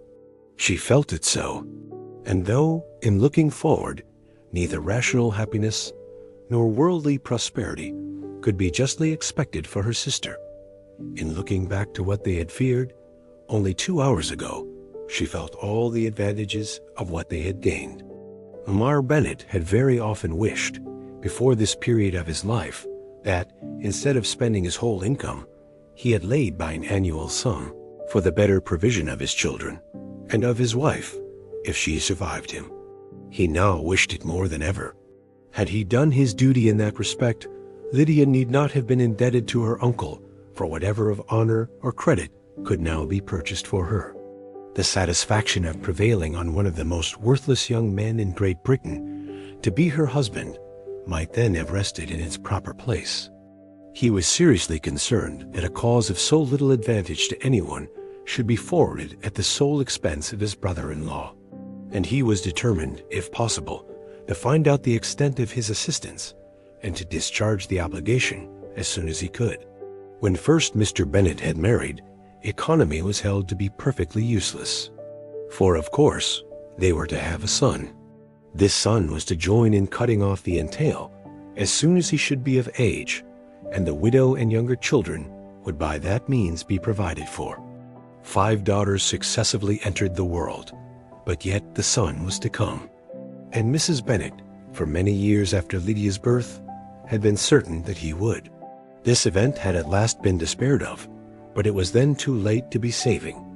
Mrs. Bennet had no turn for economy, and her husband's love of independence had alone prevented their exceeding their income. £5,000 was settled by marriage articles on Mrs. Bennet and the children, but in what proportions it should be divided amongst the latter depended on the will of the parents. This was one point, with regard to Lydia at least, which was now to be settled, and Mr. Bennet could have no hesitation in acceding to the proposal before him. In terms of grateful acknowledgment for the kindness of his brother, though expressed most concisely, he then delivered on paper his perfect approbation of all that was done, and his willingness to fulfill the engagements that had been made for him. He had never before supposed that, could Wickham be prevailed on to marry his daughter, it would be done with so little inconvenience to himself as by the present arrangement. He would scarcely be £10 a year the loser by the 100 that was to be paid them. For, what with her board and pocket allowance, and the continual presents and money which passed to her through her mother's hands, Lydia's expenses had been very little within that sum. That it would be done with such trifling exertion on his side, too, was another very welcome surprise. for his chief wish at present was to have as little trouble in the business as possible. When the first transports of rage which had produced his activity in seeking her were over, he naturally returned to all his former indolence. His letter was soon dispatched, for though dilatory in undertaking business, he was quick in its execution. He begged to know further particulars of what he was indebted to his brother, but was too angry with Lydia to send any message to her. The good news quickly spread through the house, and with proportionate speed through the neighborhood. It was borne in the latter with decent philosophy. To be sure, it would have been more for the advantage of conversation had Miss Lydia Bennet come upon the town, or, as the happiest alternative, been secluded from the world in some distant farmhouse. But there was much to be talked of in marrying her, and the good-natured wishes for her well-doing, which had proceeded before from all the spiteful old ladies in Meryton, lost but little of their spirit in this change of circumstances, because with such a husband her misery was considered certain. It was a fortnight since Mrs. Bennet had been downstairs, but on this happy day she again took her seat at the head of her table, and in spirits oppressively high. No sentiment of shame gave a damp to her triumph. The marriage of a daughter, which had been the first object of her wishes since Jane was 16, was now on the point of accomplishment, and her thoughts and her words ran wholly on those attendants of elegant nuptials, fine muslins, new carriages, and servants. She was busily searching through the neighborhood for a proper situation for her daughter, and, without knowing or considering what their income might be, rejected many as deficient in size and importance. Hay Park might do, said she, if the Gouldings would quit it, or the great house at Stoke, if the drawing-room were larger. But Ashworth is too far off. I could not bear to have her 10 miles from me. And as for Purvis Lodge, the attics are dreadful. Her husband allowed her to talk on without interruption while the servants remained. But when they had withdrawn, he said to her, "Mrs. Bennet, before you take any or all of these houses, for your son and daughter, let us come to a right understanding. Into one house in this neighborhood they shall never have admittance. I will not encourage the imprudence of either by receiving them at Longbourn." A long dispute followed this declaration, but Mr. Bennet was firm. It soon led to another, and Mrs. Bennet found, with amazement and horror, that her husband would not advance a guinea to buy clothes for his daughter. He protested that she should receive from him no mark of affection whatever on the occasion. Mrs. Bennet could hardly comprehend it, that his anger could be carried to such a point of inconceivable resentment as to refuse his daughter a privilege, without which her marriage would scarcely seem valid, exceeded all that she could believe possible. She was more alive to the disgrace which her want of new clothes must reflect on her daughter's nuptials, than to any sense of shame at her eloping and living with Wickham a fortnight before they took place. Elizabeth was now most heartily sorry that she had, from the distress of the moment, been led to make Mr. Darcy acquainted with their fears for her sister. For since her marriage would so shortly give the proper termination to the elopement, they might hope to conceal its unfavorable beginning from all those who were not immediately on the spot. She had no fear of its spreading farther through his means. There were few people on whose secrecy she would have more confidently depended, but at the same time there was no one whose knowledge of a sister's frailty would have mortified her so much. Not, however, from any fear of disadvantage from it individually to herself, for at any rate there seemed a gulf impassable between them. Had Lydia's marriage been concluded on the most honorable terms, it was not to be supposed that Mr. Darcy would connect himself with a family, where to every other objection would now be added an alliance and relationship of the nearest kind with the man whom he so justly scorned. From such a connection, she could not wonder that he should shrink. The wish of procuring her regard, which she had assured herself of his feeling in Derbyshire, could not in rational expectation survive such a blow as this. She was humbled, she was grieved. She repented, though she hardly knew of what. She became jealous of his esteem when she could no longer hope to be benefited by it. She wanted to hear of him when there seemed the least chance of gaining intelligence. She was convinced that she could have been happy with him when it was no longer likely they should meet. What a triumph for him, as she often thought. Could he know that the proposals which she had proudly spurned only 4 months ago would now have been gladly and gratefully received? He was as generous, she doubted not, as the most generous of his sex. But while he was mortal, there must be a triumph. She began now to comprehend that he was exactly the man who, in disposition and talents, would most suit her. His understanding and temper, though unlike her own, would have answered all her wishes. It was an union that must have been to the advantage of both. By her ease and liveliness, his mind might have been softened, his manners improved. And from his judgment, information, and knowledge of the world, she must have received benefit of greater importance. But no such happy marriage could now teach the admiring multitude what connubial felicity really was.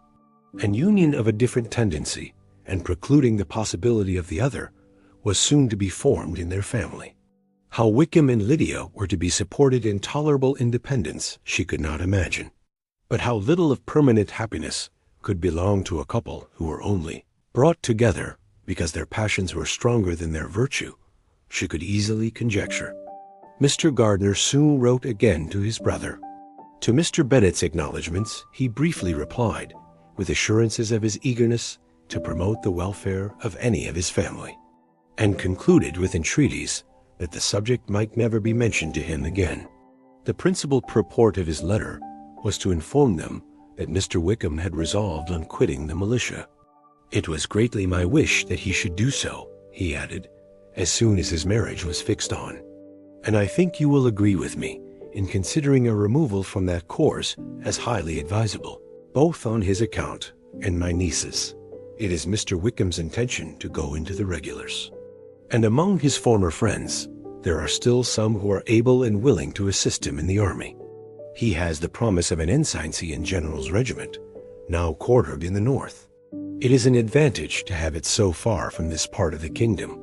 He promises fairly, and I hope among different people, where they may each have a character to preserve, they will both be more prudent.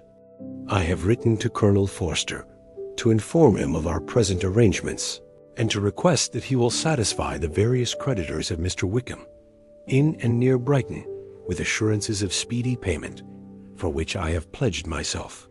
And will you give yourself the trouble of carrying similar assurances to his creditors in Meryton, of whom I shall subjoin a list, according to his information? He has given in all his debts. I hope at least he has not deceived us.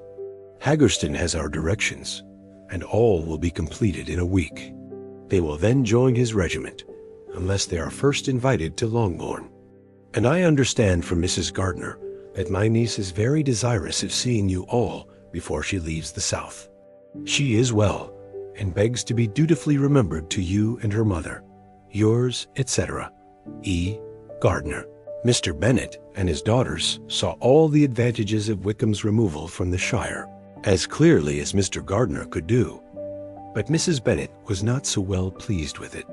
Lydia's being settled in the north, just when she had expected most pleasure and pride in her company, for she had by no means given up her plan of their residing in Hertfordshire, was a severe disappointment. And besides, it was such a pity that Lydia should be taken from a regiment where she was acquainted with everybody and had so many favorites.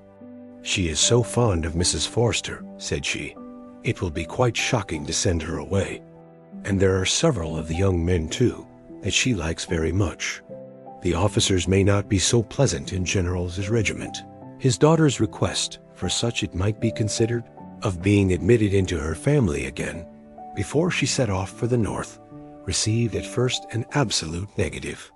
But Jane and Elizabeth, who agreed in wishing, for the sake of their sister's feelings and consequence, that she should be noticed on her marriage by her parents, urged him so earnestly, yet so rationally and so mildly, to receive her and her husband at Longbourn, as soon as they were married, that he was prevailed on to think as they thought, and act as they wished.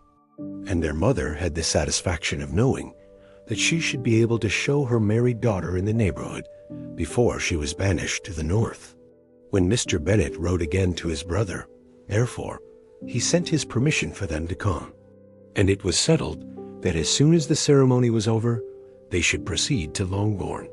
Elizabeth was surprised, however, that Wickham should consent to such a scheme, and had she consulted only her own inclination, any meeting with him would have been the last object of her wishes. With an affectionate smile, THEI, our sister's wedding day arrived, and Jane and Elizabeth felt for her probably more than she felt for herself. The carriage was sent to meet them and they were to return in it by dinner time.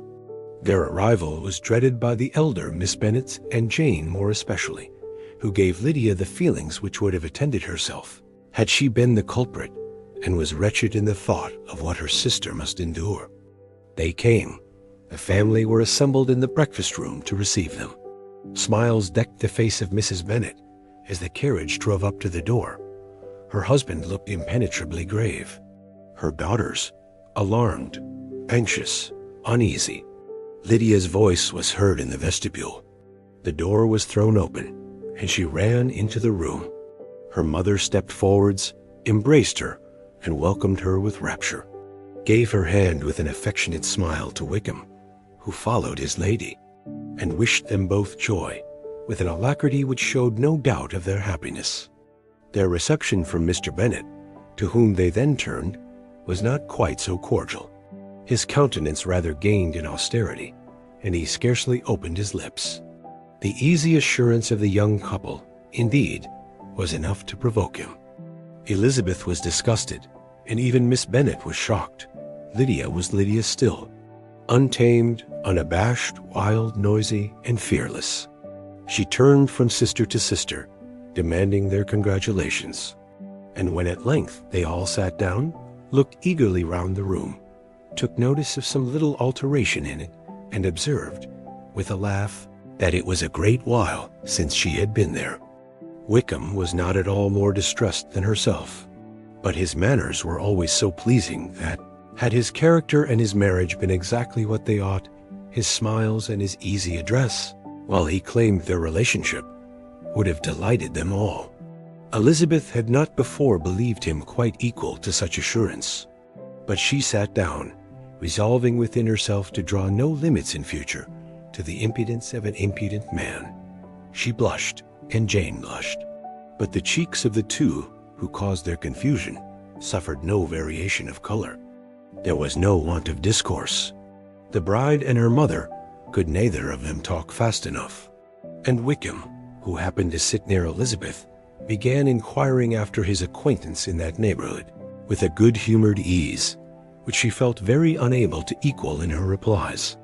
They seemed each of them to have the happiest memories in the world. Nothing of the past was recollected with pain, and Lydia led voluntarily to subjects which her sisters would not have alluded to for the world. "Only think of its being 3 months," she cried, "since I went away. It seems but a fortnight, I declare. And yet there have been things enough happened in the time. Good gracious! When I went away, I am sure I had no more idea of being married till I came back again, though I thought it would be very good fun if I was." Her father lifted up his eyes. Jane was distressed. Elizabeth looked expressively at Lydia. But she, who never heard nor saw anything of which she chose to be insensible, gaily continued, "Oh, mamma, do the people hereabouts know I am married today? I was afraid they might not, and we overtook William Goulding in his curricle, so I was determined he should know it. And so I let down the side glass next to him, and took off my glove and let my hand just rest upon the window frame, so that he might see the ring, and then I bowed and smiled like anything." Elizabeth could bear it no longer. She got up and ran out of the room, and returned no more till she heard them passing through the hall to the dining parlor. She then joined them soon enough to see Lydia, with anxious parade, walk up to her mother's right hand, and hear her say to her eldest sister, "Ah, Jane, I take your place now, and you must go lower, because I am a married woman." It was not to be supposed that time would give Lydia that embarrassment from which she had been so wholly free at first. Her ease and good spirits increased. She longed to see Mrs. Phillips, the Lucases, and all their other neighbors, and to hear herself called Mrs. Wickham by each of them. And in the meantime, she went after dinner to show her ring and boast of being married to Mrs. Hill and the 2 housemaids. "Well, Mamma," said she, when they were all returned to the breakfast room, "and what do you think of my husband? Is not he a charming man? I am sure my sisters must all envy me. I only hope they may have half my good luck. They must all go to Brighton. That is the place to get husbands. What a pity it is, Mamma, we did not all go. Very true. And if I had my will, we should. But my dear Lydia, I don't at all like your going such a way off. Must it be so? Oh, Lord, yes, there is nothing in that. I shall like it of all things. You and Papa and my sisters must come down and see us. We shall be at Newcastle all the winter, and I dare say there will be some balls, and I will take care to get good partners for them all. I should like it beyond anything," said her mother. "And then when you go away, you may leave 1 or 2 of my sisters behind you, and I dare say I shall get husbands for them before the winter is over." "I thank you for my share of the favor," said Elizabeth, "but I do not particularly like your way of getting husbands." Their visitors were not to remain above 10 days with them. Mr. Wickham had received his commission before he left London, and he was to join his regiment at the end of a fortnight. No one but Mrs. Bennet regretted that their stay would be so short, and she made the most of the time by visiting about with her daughter and having very frequent parties at home. These parties were acceptable to all. To avoid a family circle was even more desirable to such as did think than such as did not. Wickham's affection for Lydia was just what Elizabeth had expected to find it, not equal to Lydia's for him.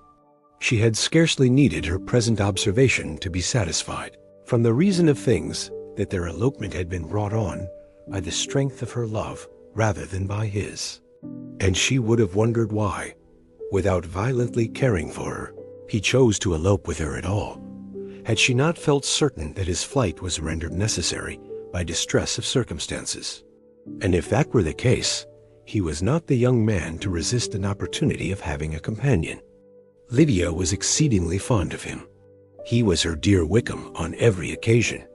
No one was to be put in competition with him. He did everything best in the world, and she was sure he would kill more birds on the 1st of September than anybody else in the country. One morning, soon after their arrival, as she was sitting with her 2 elder sisters, she said to Elizabeth, "Lizzie, I never gave you an account of my wedding, I believe. You were not by when I told Mamma and the others all about it. Are not you curious to hear how it was managed?" "No, really," replied Elizabeth. "I think there cannot be too little said on the subject. La, you are so strange. But I must tell you how it went off. We were married, you know, at St. Clement's, because Wickham's lodgings were in that parish, and it was settled that we should all be there by 11 o'clock. My uncle and aunt and I were to go together, and the others were to meet us at the church. Well, Monday morning came, and I was in such a fuss. I was so afraid, you know, that something would happen to put it off, and then I should have gone quite distracted. And there was my aunt, all the time I was dressing, preaching and talking away, just as if she was reading a sermon. However, I did not hear above 1 word in 10, for I was thinking, you may suppose, of my dear Wickham. I longed to know whether he would be married in his blue coat. Well, and so we breakfasted at 10 as usual. I thought it would never be over. For, by the by, you are to understand that my uncle and aunt were horrid unpleasant all the time I was with them. If you'll believe me, I did not once put my foot out of doors, though I was there a fortnight. Not one party, or scheme, or anything.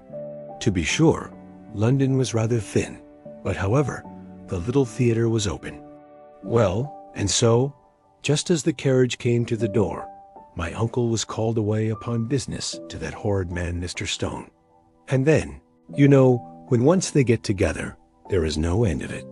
Well, I was so frightened I did not know what to do, for my uncle was to give me away, and if we were beyond the hour, we could not be married all day. But luckily, he came back again in 10 minutes' time, and then we all set out. However, I recollected afterwards that if he had been prevented going, the wedding need not be put off, for Mr. Darcy might have done as well. Mr. Darcy, repeated Elizabeth in utter amazement. Oh, yes. He was to come there with Wickham, you know. But gracious me, I quite forgot. I ought not to have said a word about it. I promised them so faithfully. What will Wickham say? It was to be such a secret. If it was to be a secret, said Jane, say not another word on the subject. You may depend upon my seeking no further. Oh, certainly, said Elizabeth, though burning with curiosity. We will ask you no questions. Thank you, said Lydia. For if you did, I should certainly tell you all, and then Wickham would be so angry. On such encouragement to ask, Elizabeth was forced to put it out of her power by running away. But to live in ignorance on such a point was impossible. Or at least it was impossible not to try for information. Mr. Darcy had been at her sister's wedding.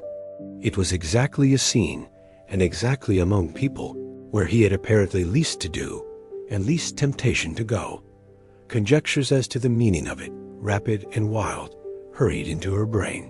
But she was satisfied with none. Those that best pleased her, as placing his conduct in the noblest light, seemed most improbable. She could not bear such suspense, and hastily seizing a sheet of paper, wrote a short letter to her aunt, to request an explanation of what Lydia had dropped, if it were compatible with the secrecy which had been intended. You may readily comprehend, she added, what my curiosity must be to know how a person unconnected with any of us, and comparatively speaking, a stranger to our family, should have been amongst you at such a time. Pray write instantly, and let me understand it, unless it is, for very cogent reasons, to remain in the secrecy which Lydia seems to think necessary. And then I must endeavor to be satisfied with ignorance. Not that I shall, though, she added to herself, and she finished the letter. And my dear aunt, if you do not tell me in an honorable manner, I shall certainly be reduced to tricks and stratagems to find it out. Jane's delicate sense of honor would not allow her to speak to Elizabeth privately of what Lydia had let fall. Elizabeth was glad of it, till it appeared whether her inquiries would receive any satisfaction. She had rather be without a confidant. Elizabeth had the satisfaction of receiving an answer to her letter as soon as she possibly could. She was no sooner in possession of it than, hurrying into the little copse, where she was least likely to be interrupted, she sat down on one of the benches and prepared to be happy. For the length of the letter convinced her that it did not contain a denial. Gracechurch Street, September 6th. My dear niece, I have just received your letter and shall devote this whole morning to answering it, as I foresee that a little writing will not comprise what I have to tell you. I must confess myself surprised by your application. I did not expect it from you. Don't think me angry, however, for I only mean to let you know that I had not imagined such inquiries to be necessary on your side. If you do not choose to understand me, forgive my impertinence. Your uncle is as much surprised as I am, and nothing but the belief of your being a party concerned would have allowed him to act as he has done. But if you are really innocent and ignorant, I must be more explicit. On the very day of my coming home from Longbourn, your uncle had a most unexpected visitor. Mr. Darcy called, and was shut up with him several hours. It was all over before I arrived, so my curiosity was not so dreadfully racked as yours seems to have been. He came to tell Mr. Gardiner that he had found out where your sister and Mr. Wickham were, and that he had seen and talked with them both, Wickham repeatedly, Lydia once. From what I can collect, he left Derbyshire only one day after ourselves, and came to town with the resolution of hunting for them. The motive professed was his conviction of its being owing to himself that Wickham's worthlessness had not been so well known as to make it impossible for any young woman of character to love or confide in him. He generously imputed the whole to his mistaken pride, and confessed that he had before thought it beneath him to lay his private actions open to the world. His character was to speak for itself. He called it, therefore, his duty to step forward and endeavor to remedy an evil which had been brought on by himself. If he had another motive, I am sure it would never disgrace him. He had been some days in town before he was able to discover them, but he had something to direct his search, which was more than we had, and the consciousness of this was another reason for his resolving to follow us. There is a lady, it seems, a Mrs. Yunge, who was some time ago governess to Miss Darcy, and was dismissed from her charge on some cause of disapprobation, though he did not say what.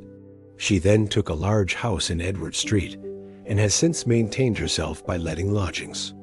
This Mrs. Yunge was, he knew, intimately acquainted with Wickham, and he went to her for intelligence of him as soon as he got to town. But it was 2 or 3 days before he could get from her what he wanted. She would not betray her trust, I suppose, without bribery and corruption, for she really did know where her friend was to be found. Wickham, indeed, had gone to her on their first arrival in London, and had she been able to receive them into her house, they would have taken up their abode with her. At length, however, our kind friend procured the wished-for direction. They were in street. He saw Wickham, and afterwards insisted on seeing Lydia. His first object with her, he acknowledged, had been to persuade her to quit her present disgraceful situation, and return to her friends as soon as they could be prevailed on to receive her, offering his assistance as far as it would go. But he found Lydia absolutely resolved on remaining where she was. She cared for none of her friends. She wanted no help of his. She would not hear of leaving Wickham. She was sure they should be married some time or other, and it did not much signify when. Since such were her feelings, it only remained, he thought, to secure and expedite a marriage, which, in his very first conversation with Wickham, he easily learnt had never been his design. He confessed himself obliged to leave the regiment on account of some debts of honor which were very pressing, and scrupled not to lay all the ill consequences of Lydia's flight on her own folly alone. He meant to resign his commission immediately, and as to his future situation, he could conjecture very little about it. He must go somewhere, but he did not know where, and he knew he should have nothing to live on. Mr. Darcy asked why he did not marry your sister at once. Though Mr. Bennet was not imagined to be very rich, he would have been able to do something for him, and his situation must have been benefited by marriage. But he found, in reply to this question, that Wickham still cherished the hope of more effectually making his fortune by marriage in some other country. Under such circumstances, however, he was not likely to be proof against the temptation of immediate relief. They met several times, for there was much to be discussed. Wickham, of course, wanted more than he could get, but at length was reduced to be reasonable. Everything being settled between them, Mr. Darcy's next step was to make your uncle acquainted with it, and he first called in Gracechurch Street the evening before I came home. But Mr. Gardiner could not be seen, and Mr. Darcy found, on further inquiry, that your father was still with him, but would quit town the next morning. He did not judge your father to be a person whom he could so properly consult as your uncle, and therefore readily postponed seeing him till after the departure of the former.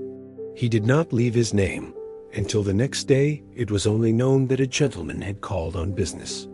On Saturday he came again.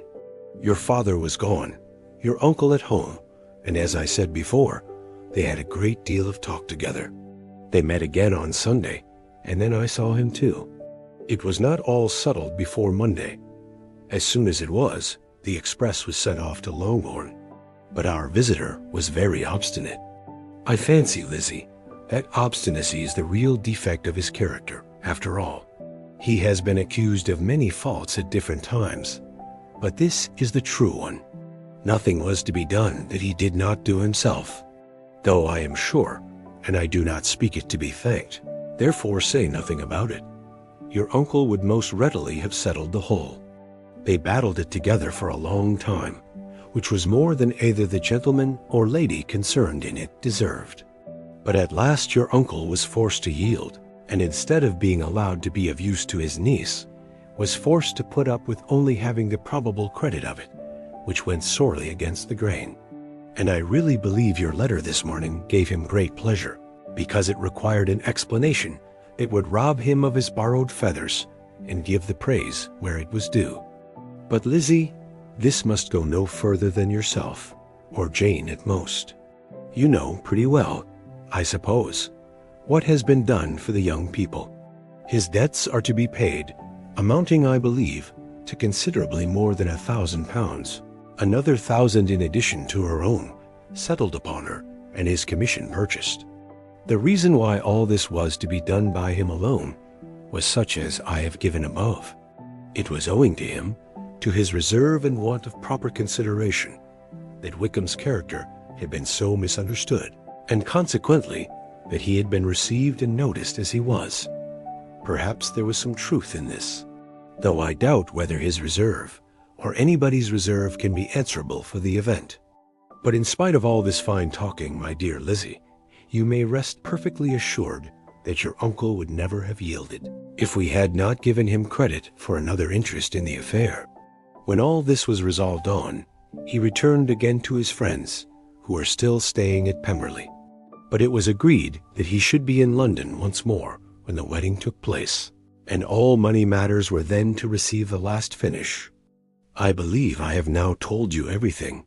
It is a relation which you tell me is to give you great surprise. I hope at least it will not afford you any displeasure. Lydia came to us, and Wickham had constant admission to the house. He was exactly what he had been when I knew him in Hertfordshire. But I would not tell you how little I was satisfied with her behavior while she stayed with us, if I had not perceived, by Jane's letter last Wednesday, that her conduct on coming home was exactly of a piece with it, and therefore what I now tell you can give you no fresh pain. I talked to her repeatedly in the most serious manner, representing to her the wickedness of what she had done, and all the unhappiness she had brought on her family. If she heard me, it was by good luck, for I am sure she did not listen. I was sometimes quite provoked, but then I recollected my dear Elizabeth and Jane, and for their sakes had patience with her. Mr. Darcy was punctual in his return, and as Lydia informed you, attended the wedding. He dined with us the next day, and was to leave town again on Wednesday or Thursday. Will you be very angry with me, my dear Lizzie, if I take this opportunity of saying what I was never bold enough to say before, how much I like him? His behavior to us has, in every respect, been as pleasing as when we were in Derbyshire. His understanding and opinions all please me. He wants nothing but a little more liveliness, and that, if he marry prudently, his wife may teach him. I thought him very sly. He hardly ever mentioned your name, but slyness seems the fashion. Pray forgive me if I have been very presuming, or at least do not punish me so far as to exclude me from P. I shall never be quite happy till I have been all round the park. A low phaeton with a nice little pair of ponies would be the very thing, but I must write no more. The children have been wanting me this half hour. Yours, very sincerely, M. Gardiner. The contents of this letter threw Elizabeth into a flutter of spirits, in which it was difficult to determine whether pleasure or pain bore the greatest share. The vague and unsettled suspicions which uncertainty had produced, of what Mr. Darcy might have been doing to forward her sister's match, which she had feared to encourage, as an exertion of goodness too great to be probable, and at the same time dreaded to be just, from the pain of obligation, were proved beyond their greatest extent to be true. He had followed them purposely to town. He had taken on himself all the trouble and mortification attendant on such a research, in which supplication had been necessary to a woman whom he must abominate and despise, and where he was reduced to frequently meet, reason with, persuade, and finally bribe the man whom he always most wished to avoid, and whose very name it was punishment to him to pronounce. He had done all this for a girl whom he could neither regard nor esteem. Her heart did whisper that he had done it for her, but it was a hope shortly checked by other considerations, and she soon felt that even her vanity was insufficient, when required to depend on his affection for her, for a woman who had already refused him, as able to overcome a sentiment so natural, as abhorrence against relationship with Wickham, brother-in-law of Wickham. Every kind of pride must revolt from the connection. He had, to be sure, done much. She was ashamed to think how much. But he had given a reason for his interference, which asked no extraordinary stretch of belief. It was reasonable that he should feel he had been wrong. He had liberality, and he had the means of exercising it. And though she would not place herself as his principal inducement, she could perhaps believe that remaining partiality for her might assist his endeavors in a cause where her peace of mind must be materially concerned. It was painful, exceedingly painful, to know that they were under obligations to a person who could never receive a return. They owed the restoration of Lydia, her character, everything to him. Oh, how heartily did she grieve over every ungracious sensation she had ever encouraged, every saucy speech she had ever directed towards him. For herself, she was humbled, but she was proud of him, proud that in a cause of compassion and honor, he had been able to get the better of himself. She read over her aunt's commendation of him again and again. It was hardly enough, but it pleased her. She was even sensible of some pleasure, though mixed with regret, on finding how steadfastly both she and her uncle had been persuaded that affection and confidence subsisted between Mr. Darcy and herself. She was roused from her seat and her reflections by someone's approach, and before she could strike into another path, she was overtaken by Wickham. "I am afraid I interrupt your solitary ramble, my dear sister," said he as he joined her. "You certainly do," she replied with a smile. "But it does not follow that the interruption must be unwelcome. I should be sorry, indeed, if it were. We were always good friends, and now we are better. Shrew, are the others coming out?" "I do not know.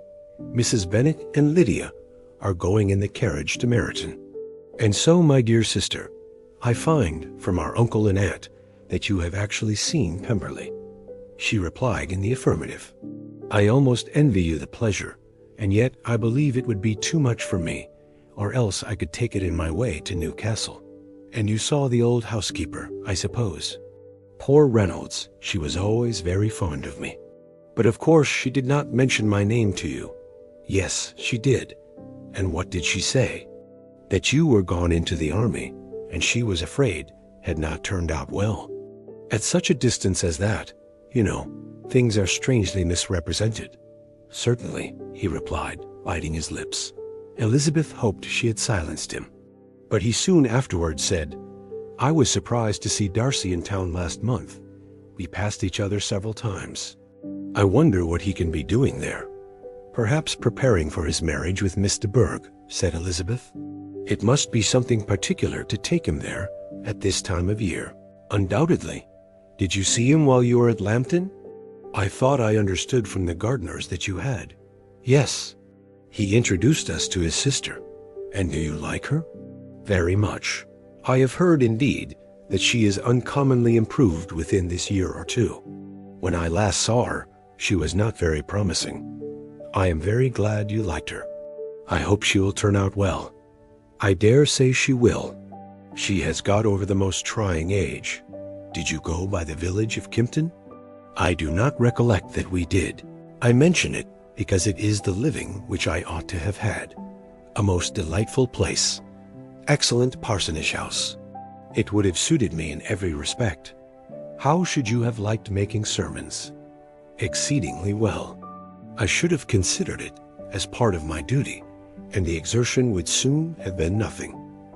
One ought not to repine. But to be sure, it would have been such a thing for me. The quiet, the retirement of such a life would have answered all my ideas of happiness. But it was not to be. Did you ever hear Darcy mention the circumstance when you were in Kent?" "I have heard from authority, which I thought as good, that it was left you conditionally only, and at the will of the present patron." "You have?" "Yes, there was something in that. I told you so from the first, you may remember. I did hear, too, that there was a time when sermon-making was not so palatable to you as it seems to be at present, that you actually declared your resolution of never taking orders, and that the business had been compromised accordingly." You did, and it was not wholly without foundation. You may remember what I told you on that point, when first we talked of it. They were now almost at the door of the house, for she had walked fast to get rid of him. And unwilling, for her sister's sake, to provoke him, she only said in reply, with a good-humored smile, "Come, Mr. Wickham, we are brother and sister, you know. Do not let us quarrel about the past. In future, I hope we shall be always of one mind." She held out her hand. He kissed it with affectionate gallantry, though he hardly knew how to look, and they entered the house. Amor Wickham was so perfectly satisfied with this conversation that he never again distressed himself or provoked his dear sister Elizabeth by introducing the subject of it, and she was pleased to find that she had said enough to keep him quiet. The day of his and Lydia's departure soon came, and Mrs. Bennet was forced to submit to a separation, which, as her husband by no means entered into her scheme of their all going to Newcastle, was likely to continue at least a 12-month. "Oh, my dear Lydia," she cried, "when shall we meet again?" "Oh, Lord, I don't know. Not these 2 or 3 years, perhaps. Write to me very often, my dear, as often as I can. But you know married women have never much time for writing. My sisters may write to me. They will have nothing else to do." Mr. Wickham's adieus were much more affectionate than his wife's. He smiled, looked handsome, and said many pretty things. "He is as fine a fellow," said Mr. Bennet, as soon as they were out of the house, "as ever I saw. He simpers and smirks, and makes love to us all. I am prodigiously proud of him. I defy even Sir William Lucas himself to produce a more valuable son-in-law." The loss of her daughter made Mrs. Bennet very dull for several days. "I often think," said she, "that there is nothing so bad as parting with one's friends. One seems so forlorn without them." "This is the consequence, you see, madam, of marrying a daughter," said Elizabeth. "It must make you better satisfied that your other 4 are single. It is no such thing. Lydia does not leave me because she is married, but only because her husband's regiment happens to be so far off. If that had been nearer, she would not have gone so soon." But the spiritless condition which this event threw her into was shortly relieved, and her mind opened again to the agitation of hope by an article of news which then began to be in circulation. The housekeeper at Netherfield had received orders to prepare for the arrival of her master, who was coming down in a day or 2 to shoot there for several weeks. Mrs. Bennet was quite in the fidgets. She looked at Jane and smiled, and shook her head by turns. "Well, well, and so Mr. Bingley is coming down, sister," for Mrs. Phillips first brought her the news. "Well, so much the better. Not that I care about it, though. He is nothing to us, you know, and I am sure I never want to see him again. But however, he is very welcome to come to Netherfield, if he likes it. And who knows what may happen? But that is nothing to us. You know, sister, we agreed long ago never to mention a word about it. And so, it is quite certain he is coming?" "You may depend on it," replied the other, "for Mrs. Nichols was in Meryton last night. I saw her passing by, and went out myself on purpose to know the truth of it. And she told me that it was certainly true. He comes down on Thursday, at the latest, very likely on Wednesday. She was going to the butcher's, she told me, on purpose to order in some meat on Wednesday, and she has got 3 couple of ducks, just fit to be killed." Miss Bennet had not been able to hear of his coming without changing color. It was many months since she had mentioned his name to Elizabeth. But now, as soon as they were alone together, she said, "I saw you look at me today, Lizzie, when my aunt told us of the present report, and I know I appeared distressed. But don't imagine it was from any silly cause. I was only confused for the moment, because I felt that I should be looked at. I do assure you that the news does not affect me either with pleasure or pain. I am glad of one thing, that he comes alone, because we shall see the less of him. Not that I am afraid of myself, but I dread other people's remarks." Elizabeth did not know what to make of it. Had she not seen him in Derbyshire, she might have supposed him capable of coming there with no other view than what was acknowledged. But she still thought him partial to Jane, and she wavered as to the greater probability of his coming there with his friend's permission, or being bold enough to come without it. Yet it is hard, she sometimes thought, that this poor man cannot come to a house which he has legally hired without raising all this speculation. I will leave him to himself. In spite of what her sister declared, and really believed to be her feelings, in the expectation of his arrival, Elizabeth could easily perceive that her spirits were affected by it. They were more disturbed, more unequal, than she had often seen them. The subject which had been so warmly canvassed between their parents about a 12-month ago was now brought forward again. "As soon as ever Mr. Bingley comes, my dear," said Mrs. Bennet. "You will wait on him, of course?" "No, no. You forced me into visiting him last year, and promised, if I went to see him, he should marry one of my daughters. But it ended in nothing, and I will not be sent on a fool's errand again."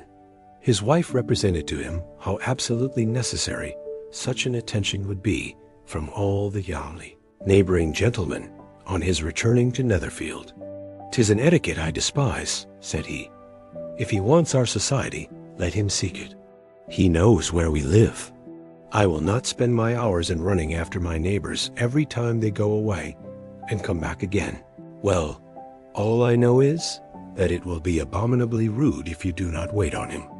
But however, that shan't prevent my asking him to dine here. I am determined. We must have Mrs. Long in the Gouldings soon. That will make 13 with ourselves, so there will be just room at table for him." Consoled by this resolution, she was the better able to bear her husband's incivility, though it was very mortifying to know that her neighbors might all see Mr. Bingley in consequence of it before they did. As the day of his arrival drew near, "I begin to be sorry that he comes at all," said Jane to her sister. "It would be nothing. I could see him with perfect indifference. But I can hardly bear to hear it thus perpetually talked of. My mother means well, but she does not know, no one can know, how much I suffer from what she says. Happy shall I be when his stay at Netherfield is over."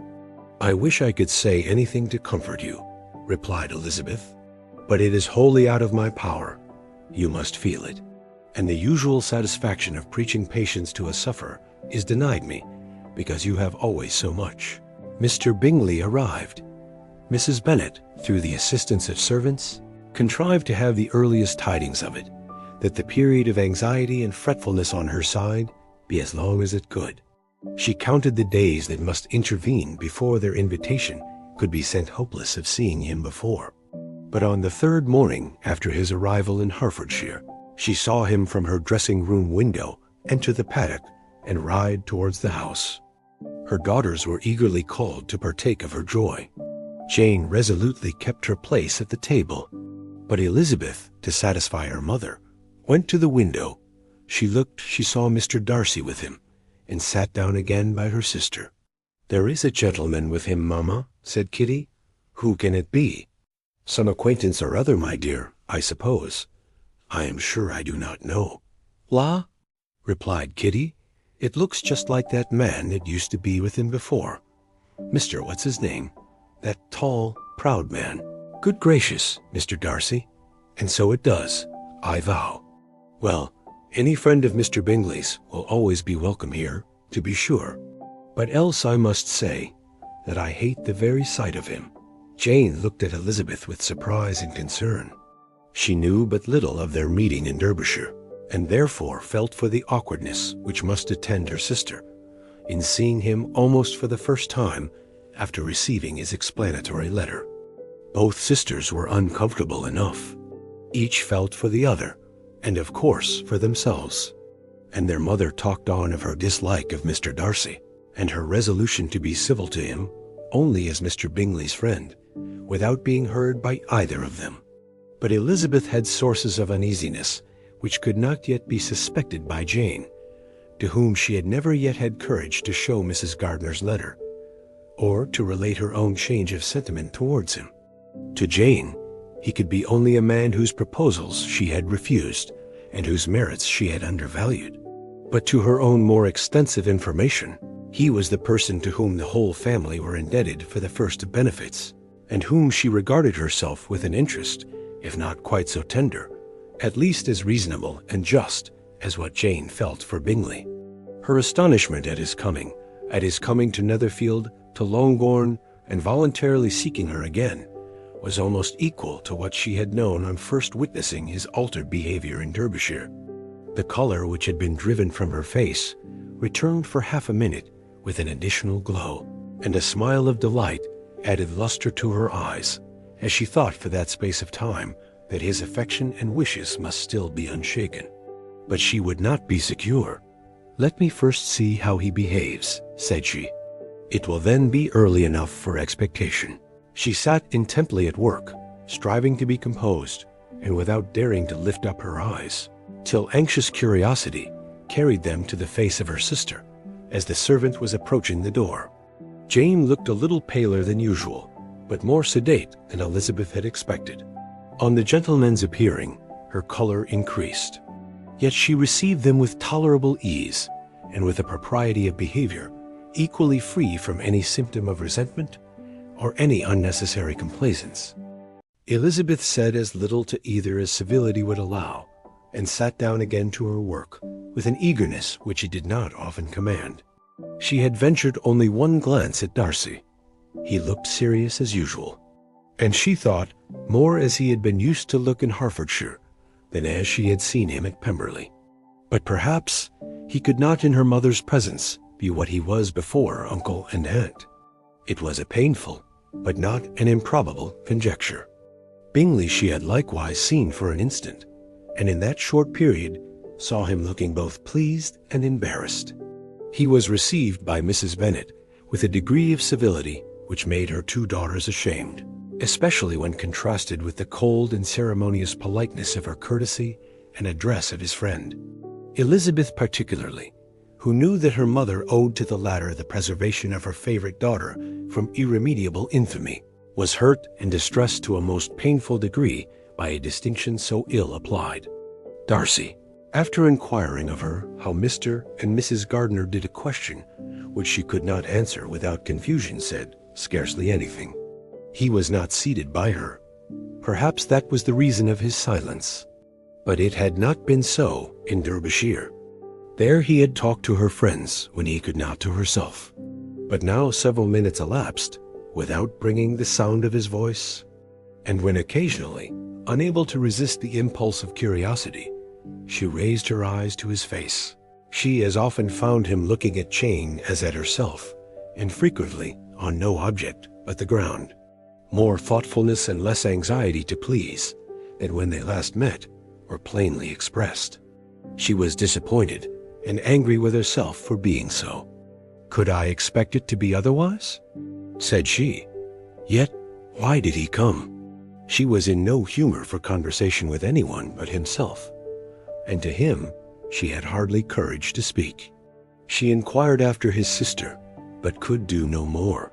"It is a long time, Mr. Bingley, since you went away," said Mrs. Bennet. He readily agreed to it. "I began to be afraid you would never come back again. People did say you meant to quit the place entirely at Michaelmas.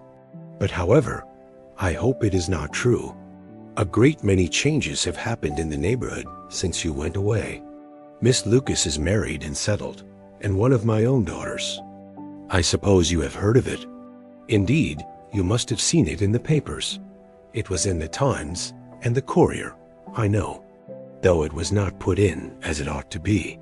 It was only said, lately, George Wickham, Esq, to Miss Lydia Bennet, without there being a syllable said of her father, or the place where she lived, or anything. It was my brother Gardiner's drawing up too, and I wonder how he came to make such an awkward business of it. Did you see it?" Bingley replied that he did, and made his congratulations. Elizabeth dared not lift up her eyes. How Mr. Darcy looked, therefore, she could not tell. "It is a delightful thing, to be sure, to have a daughter well married," continued her mother. "But at the same time, Mr. Bingley, it is very hard to have her taken away from me. They are gone down to Newcastle, a place quite northward, it seems, and there they are to stay, I do not know how long. His regiment is there, for I suppose you have heard of his leaving the Shire, and of his being gone into the regulars. Thank heaven. He has some friends, though, perhaps not so many as he deserves. Elizabeth, who knew this to be levelled at Mr. Darcy, was in such misery of shame that she could hardly keep her seat. It drew from her, however, the exertion of speaking, which nothing else had so effectually done before, and she asked Bingley whether he meant to make any stay in the country at present. A few weeks, he believed. When you have killed all your own birds, Mr. Bingley, said her mother, I beg you will come here and shoot as many as you please on Mr. Bennet's manor. I am sure he will be vastly happy to oblige you, and will save all the best of the coveys for you. Elizabeth's misery increased at such unnecessary, such officious attention. Were the same fair prospect to arise at present as had flattered them a year ago, everything, she was persuaded, would be hastening to the same vexatious conclusion. At that instant she felt that years of happiness could not make Jane or herself amends for moments of such painful confusion. The first wish of my heart, said she to herself, is never more to be in company with either of them. Their society can afford no pleasure that will atone for such wretchedness as this. Let me never see either one or the other again. Yet the misery, for which years of happiness were to offer no compensation, received soon afterwards material relief from observing how much the beauty of her sister rekindled the admiration of her former lover.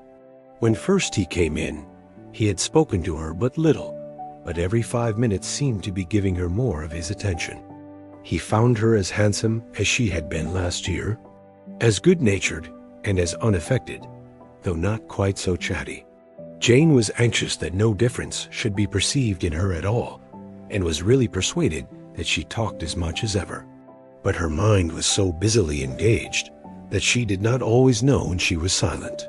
When the gentlemen rose to go away, Mrs. Bennet was mindful of her intended civility, and they were invited and engaged to dine at Longbourn in a few days' time. You are quite a visit in my debt, Mr. Bingley, she added, for when you went to town last winter, you promised to take a family dinner with us as soon as you returned. I have not forgot, you see, and I assure you I was very much disappointed that you did not come back and keep your engagement. Bingley looked a little silly at this reflection, and said something of his concern at having been prevented by business. They then went away. Mrs. Bennet had been strongly inclined to ask them to stay and dine there that day, but though she always kept a very good table, she did not think anything less than 2 courses could be good enough for a man on whom she had such anxious designs, or satisfy the appetite and pride of one who had 10,000 a year. As soon as they were gone, Elizabeth walked out to recover her spirits, or, in other words, to dwell without interruption on those subjects which must deaden them more. Mr. Darcy's behavior astonished and vexed her. Why, if he came only to be silent, grave, and indifferent, said she, did he come at all? She could settle it in no way that gave her pleasure. He could be still amiable, still pleasing to my uncle and aunt, when he was in town, and why not to me? If he fears me, why come hither? If he no longer cares for me, why silent? Teasing man. I will think no more about him. Her resolution was for a short time involuntarily kept by the approach of her sister, who joined her with a cheerful look, which showed her better satisfied with their visitors than Elizabeth. Now, said she, that this first meeting is over, I feel perfectly easy. I know my own strength, and I shall never be embarrassed again by his coming. I am glad he dines here on Tuesday. It will then be publicly seen that on both sides we meet only as common and indifferent acquaintance. Yes, very indifferent, indeed, said Elizabeth, laughingly. Oh, Jane! Take care. My dear Lizzie, you cannot think me so weak as to be in danger now. I think you are in very great danger of making him as much in love with you as ever. They did not see the gentleman again till Tuesday, and Mrs. Bennet, in the meanwhile, was giving way to all the happy schemes which the good humor and common politeness of Bingley, and half an hour's visit had revived. On Tuesday, there was a large party assembled at Longbourn, and the two who were most anxiously expected, to the credit of their punctuality as sportsmen, were in very good time. When they repaired to the dining room, Elizabeth eagerly watched to see whether Bingley would take the place which, in all their former parties, had belonged to him by her sister. Her prudent mother, occupied by the same ideas, forbore to invite him to sit by herself. On entering the room, he seemed to hesitate, but Jane happened to look round and happened to smile. It was decided. He placed himself by her. Elizabeth, with a triumphant sensation, looked towards his friend. He bore it with noble indifference, and she would have imagined that Bingley had received his sanction to be happy, had she not seen his eyes likewise turn towards Mr. Darcy, with an expression of half-laughing alarm.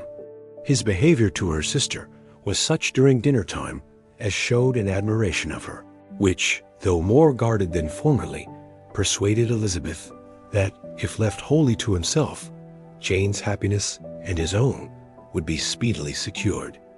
Though she dared not depend upon the consequence, she yet received pleasure from observing his behavior.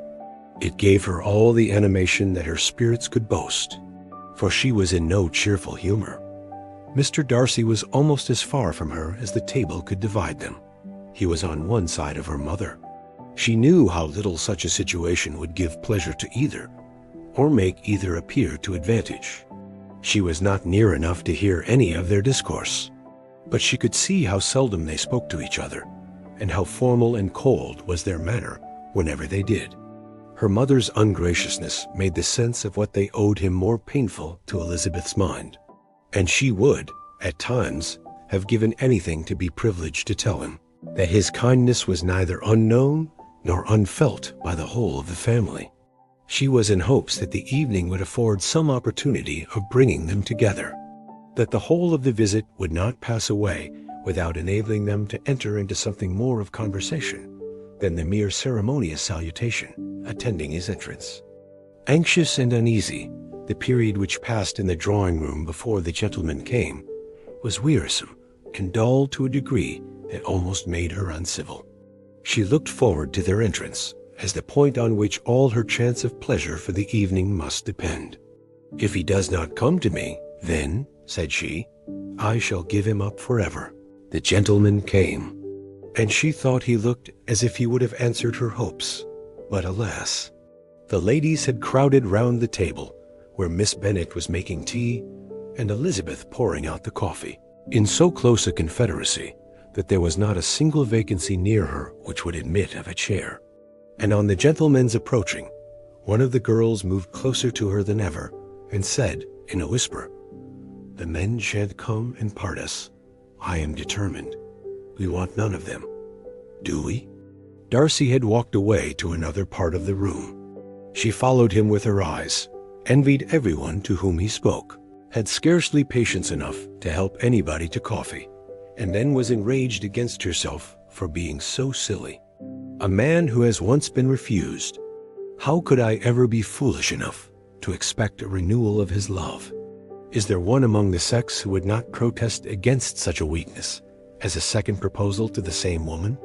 There is no indignity so abhorrent to their feelings. She was a little revived, however, by his bringing back his coffee cup himself, and she seized the opportunity of saying, "Is your sister at Pemberley still?" "Yes, she will remain there till Christmas." "And quite alone?" "Have all her friends left her?" "Mrs. Annesley is with her. The others have been gone on to Scarborough these 3 weeks." She could think of nothing more to say, but if he wished to converse with her, he might have better success. He stood by her, however, for some minutes in silence, and at last, on the young lady's whispering to Elizabeth again, he walked away. When the tea things were removed and the card tables placed, the ladies all rose, and Elizabeth was then hoping to be soon joined by him, when all her views were overthrown by seeing him fall a victim to her mother's rapacity for whist players, and in a few moments after seated with the rest of the party. She now lost every expectation of pleasure. They were confined for the evening at different tables, and she had nothing to hope but that his eyes were so often turned towards her side of the room as to make him play as unsuccessfully as herself. Mrs. Bennet had designed to keep the two Netherfield gentlemen to supper, but their carriage was, unluckily, ordered before any of the others, and she had no opportunity of detaining them. "Well, girls," said she, as soon as they were left to themselves, "what say you to the day? I think everything has passed off uncommonly well, I assure you. The dinner was as well dressed as any I ever saw. The venison was roasted to a turn, and everybody said they never saw so fat a haunch. The soup was 50 times better than what we had at the Lucases last week, and even Mr. Darcy acknowledged that the partridges were remarkably well done. And I suppose he has 2 or 3 French cooks at least. And my dear Jane, I never saw you look in greater beauty. Mrs. Long said so too, for I asked her whether you did not. And what do you think she said besides? 'Ah, Mrs. Bennet, we shall have her at Netherfield at last.' She did, indeed. I do think Mrs. Long is as good a creature as ever lived, and her nieces are very pretty behaved girls, and not at all handsome. I like them prodigiously." Mrs. Bennet, in short, was in very great spirits. She had seen enough of Bingley's behavior to Jane to be convinced that she would get him at last, and her expectations of advantage to her family, when in a happy humor, were so far beyond reason that she was quite disappointed at not seeing him there again the next day to make his proposals. "It has been a very agreeable day," said Miss Bennet to Elizabeth. "The party seems so well selected, so suitable one with the other. I hope we may often meet again." Elizabeth smiled. "Lizzie, you must not do so. You must not suspect me. It mortifies me. I assure you that I have now learnt to enjoy his conversation as an agreeable and sensible young man without having a wish beyond it. I am perfectly satisfied, from what his manners now are, that he never had any design of engaging my affection. It is only that he is blessed with greater sweetness of address and a stronger desire of generally pleasing than any other man." "You are very cruel," said her sister. "You will not let me smile, and are provoking me to it every moment. How hard it is in some cases to be believed, and how impossible in others. But why should you wish to persuade me that I feel more than I acknowledge? That is a question which I hardly know how to answer. We all love to instruct, though we can teach only what is not worth knowing. Forgive me. And if you persist in indifference, do not make me your confidant." A few days after this visit, Mr. Bingley called again, and alone. His friend had left him that morning for London, but was to return home in 10 days' time. He sat with them above an hour, and was in remarkably good spirits. Mrs. Bennet invited him to dine with them, but with many expressions of concern, he confessed himself engaged elsewhere. "Next time you call," said she, "I hope we shall be more lucky. He should be particularly happy at any time," etc., etc., and if she would give him leave, would take an early opportunity of waiting on them. "Can you come tomorrow?" Yes, he had no engagement at all for tomorrow, and her invitation was accepted with alacrity. He came, and in such very good time that the ladies were none of them dressed. In ran Mrs. Bennet to her daughter's room, in her dressing gown, and with her hair half finished, crying out, "My dear Jane, make haste and hurry down. He is come, Mr. Bingley is come. He is indeed. Make haste, make haste. Here, Sarah, come to Miss Bennet this moment, and help her on with her gown. Never mind Miss Lizzie's hair. We will be down as soon as we can," said Jane. "But I dare say Kitty is forwarder than either of us, for she went upstairs half an hour ago." "Oh, hang Kitty! What has she to do with it?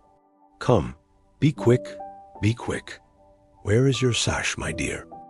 But when her mother was gone, Jane would not be prevailed on to go down without one of her sisters.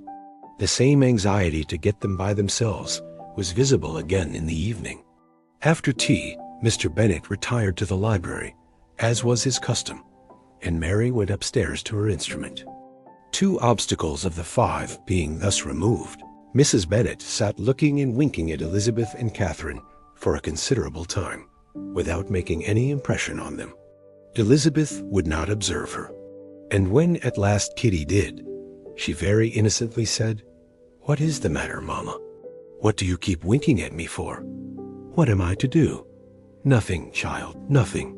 "I did not wink at you." She then sat still 5 minutes longer, but unable to waste such a precious occasion, she suddenly got up and saying to Kitty, "Come here, my love, I want to speak to you," took her out of the room.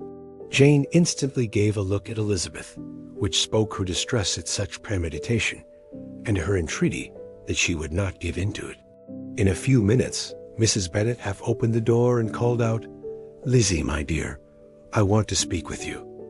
Elizabeth was forced to go. "We may as well leave them by themselves, you know," said her mother as soon as she was in the hall. "Kitty and I are going upstairs to sit in my dressing room."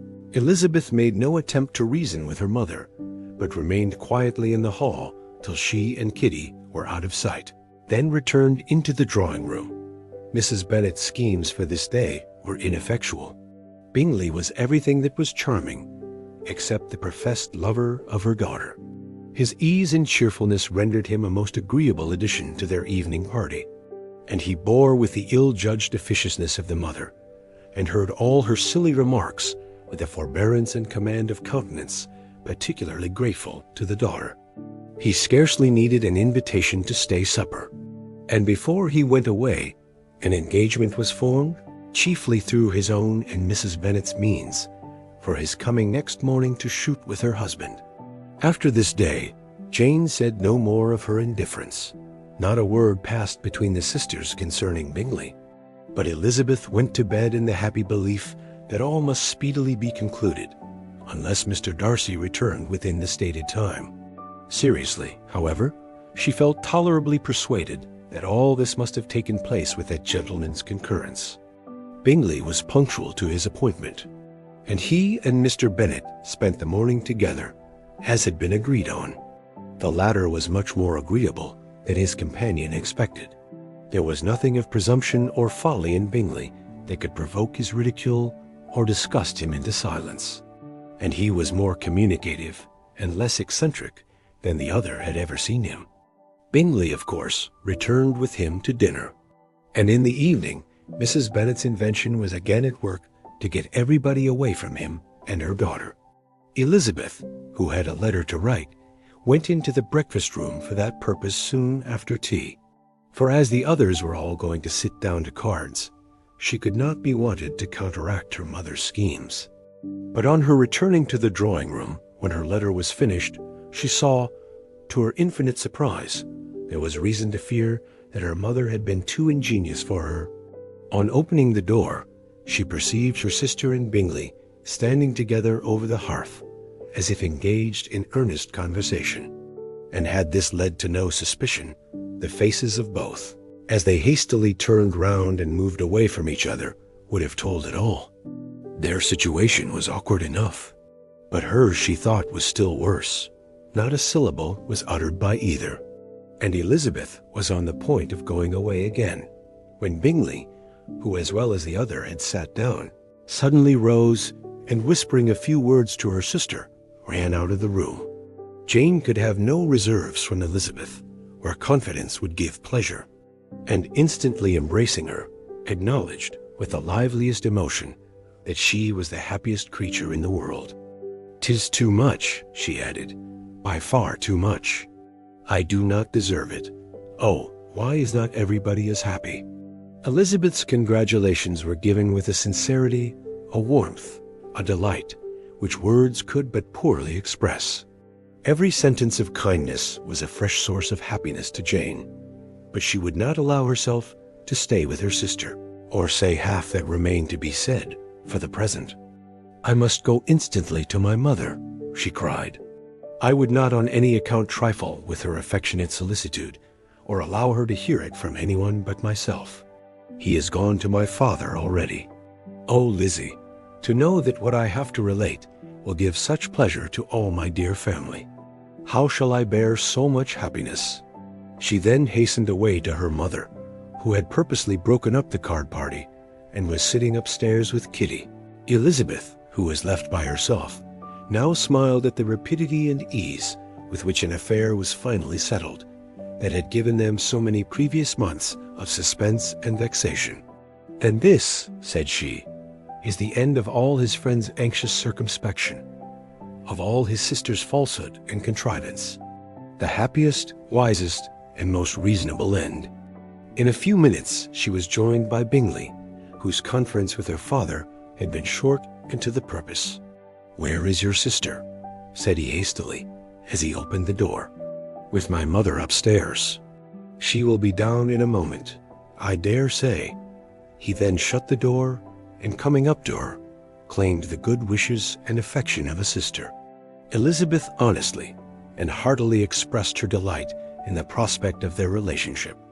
They shook hands with great cordiality, and then, till her sister came down, she had to listen to all he had to say of his own happiness and of Jane's perfections. And in spite of his being a lover, Elizabeth really believed all his expectations of felicity to be rationally founded, because they had for basis the excellent understanding and super-excellent disposition of Jane, and a general similarity of feeling and taste between her and himself. It was an evening of no common delight to them all. The satisfaction of Miss Bennet's mind gave such a glow of sweet animation to her face as made her look handsomer than ever. Kitty simpered and smiled, and hoped her turn was coming soon. Mrs. Bennet could not give her consent, or speak her approbation in terms warm enough to satisfy her feelings, though she talked to Bingley of nothing else, for half an hour. And when Mr. Bennet joined them at supper, his voice and manner plainly showed how really happy he was. Not a word, however, passed his lips in allusion to it, till their visitor took his leave for the night. But as soon as he was gone, he turned to his daughter and said, "Jane, I congratulate you. You will be a very happy woman." Jane went to him instantly, kissed him, and thanked him for his goodness. "You are a good girl," he replied, "and I have great pleasure in thinking you will be so happily settled. I have not a doubt of your doing very well together. Your tempers are by no means unlike. You are each of you so complying that nothing will ever be resolved on, so easy that every servant will cheat you, and so generous that you will always exceed your income. I hope not so. Imprudence or thoughtlessness in money matters would be unpardonable in me. Exceed their income." "My dear Mr. Bennet," cried his wife, "what are you talking of? Why, he has 4,000 or 5,000 a year, and very likely more." Then addressing her daughter, "Oh, my dear, dear Jane, I am so happy. I am sure I shan't get a wink of sleep all night. I knew how it would be. I always said it must be so. At last, I was sure you could not be so beautiful for nothing. I remember, as soon as ever I saw him, when he first came into Hertfordshire last year, I thought how likely it was that you should come together. Oh, he is the handsomest young man that ever was seen. Wickham, Lydia, were all forgotten. Jane was beyond competition her favorite child. At that moment she cared for no other.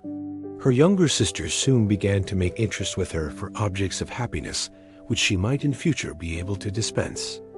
Mary petitioned for the use of the library at Netherfield, and Kitty begged very hard for a few balls there every winter. Bingley, from this time, was of course a daily visitor at Longbourn, coming frequently before breakfast, and always remaining till after supper, unless when some barbarous neighbor, who could not be enough detested, had given him an invitation to dinner, which he thought himself obliged to accept. Elizabeth had now but little time for conversation with her sister, for while he was present Jane had no attention to bestow on anyone else, but she found herself considerably useful to both of them in those hours of separation that must sometimes occur. In the absence of Jane, he always attached himself to Elizabeth for the pleasure of talking of her, and when Bingley was gone, Jane constantly sought the same means of relief. "He has made me so happy," said she, one evening, "by telling me that he was totally ignorant of my being in town last spring. I had not believed it possible. "I suspected as much," replied Elizabeth. "But how did he account for it?" "It must have been his sister's doing. They were certainly no friends to his acquaintance with me, which I cannot wonder at, since he might have chosen so much more advantageously in many respects. But when they see, as I trust they will, that their brother is happy with me, they will learn to be contented, and we shall be on good terms again, though we can never be what we once were to each other." "That is the most unforgiving speech," said Elizabeth, "that I ever heard you utter. Good girl, it would vex me indeed to see you again the dupe of Miss Bingley's pretended regard. Would you believe it, Lizzie, that when he went to town last November, he really loved me, and nothing but a persuasion of my being indifferent would have prevented his coming down again? He made a little mistake, to be sure, but it is to the credit of his modesty." This naturally introduced a panegyric from Jane on his diffidence, and the little value he put on his own good qualities. Elizabeth was pleased to find that he had not betrayed the interference of his friend. For, though Jane had the most generous and forgiving heart in the world, she knew it was a circumstance which must prejudice her against him. "I am certainly the most fortunate creature that ever existed," cried Jane. "Oh, Lizzie, why am I thus singled from my family, and blessed above them all? If I could but see you as happy, if there were but such another man for you, if you were to give me 40 such men, I never could be so happy as you. Till I have your disposition, your goodness, I never can have your happiness. No, no, let me shift for myself. And perhaps, if I have very good luck, I may meet with another Mr. Collins in time." The situation of affairs in the Longbourn family could not be long a secret. Mrs. Bennet was privileged to whisper it to Mrs. Phillips, and she ventured, without any permission, to do the same by all her neighbors in Meryton. The Bennets were speedily pronounced to be the luckiest family in the world, though only a few weeks before, when Lydia had first run away, they had been generally proved to be marked out for misfortune. One morning, about a week after Bingley's engagement with Jane had been formed, as he and the females of the family were sitting together in the dining room, their attention was suddenly drawn to the window by the sound of a carriage, and they perceived a chaise and four driving up the lawn. It was too early in the morning for visitors, and besides, the equipage did not answer to that of any of their neighbors. The horses were post, and neither the carriage nor the livery of the servant who preceded it were familiar to them. As it was certain, however, that somebody was coming, Bingley instantly prevailed on Miss Bennet to avoid the confinement of such an intrusion and walk away with him into the shrubbery. They both set off, and the conjectures of the remaining 3 continued, though with little satisfaction, till the door was thrown open, and their visitor entered. It was Lady Catherine de Bourgh. They were, of course, all intending to be surprised, but their astonishment was beyond their expectation, and on the part of Mrs. Bennet and Kitty, though she was perfectly unknown to them, even inferior to what Elizabeth felt. She entered the room with an air more than usually ungracious, made no other reply to Elizabeth's salutation than a slight inclination of the head, and sat down without saying a word. Elizabeth had mentioned her name to her mother on her ladyship's entrance, though no request of introduction had been made. Mrs. Bennet, all amazement, though flattered by having a guest of such high importance, received her with the utmost politeness. After sitting for a moment in silence, she said very stiffly to Elizabeth, "I hope you are well, Miss Bennet. That lady, I suppose, is your mother?" Elizabeth replied very concisely that she was. "And that, I suppose, is one of your sisters?" "Yes, madam," said Mrs. Bennet, delighted to speak to a Lady Catherine. "She is my youngest girl, but one. My youngest of all is lately married, and my eldest is somewhere about the ground, walking with a young man who, I believe, will soon become a part of the family." "You have a very small park here," returned Lady Catherine, after a short silence. "It is nothing in comparison of Rosings, my lady, I dare say, but I assure you it is much larger than Sir William Lucas's. This must be a most inconvenient sitting room for the evening in summer, The windows are full west. Mrs. Bennet assured her that they never sat there after dinner, and then added, "May I take the liberty of asking your ladyship whether you left Mr. and Mrs. Collins well?" "Yes, very well. I saw them the night before last." Elizabeth now expected that she would produce a letter for her from Charlotte, as it seemed the only probable motive for her calling. But no letter appeared, and she was completely puzzled. Mrs. Bennet, with great civility, begged her ladyship to take some refreshment, but Lady Catherine very resolutely, and not very politely, declined eating anything, and then, rising up, said to Elizabeth, "Miss Bennet, there seemed to be a prettyish kind of a little wilderness on one side of your lawn. I should be glad to take a turn in it, if you will favor me with your company." "Go, my dear," cried her mother, "and show her ladyship about the different walks. I think she will be pleased with the Hermitage." Elizabeth obeyed, and running into her own room for her parasol, attended her noble guest downstairs. As they passed through the hall, Lady Catherine opened the doors into the dining parlor and drawing room, and pronouncing them, after a short survey, to be decent-looking rooms, walked on. Her carriage remained at the door, and Elizabeth saw that her waiting woman was in it. They proceeded in silence along the gravel walk that led to the copse. Elizabeth was determined to make no effort for conversation with a woman who was now more than usually insolent and disagreeable. "How could I ever think her like her nephew?" said she, as she looked in her face.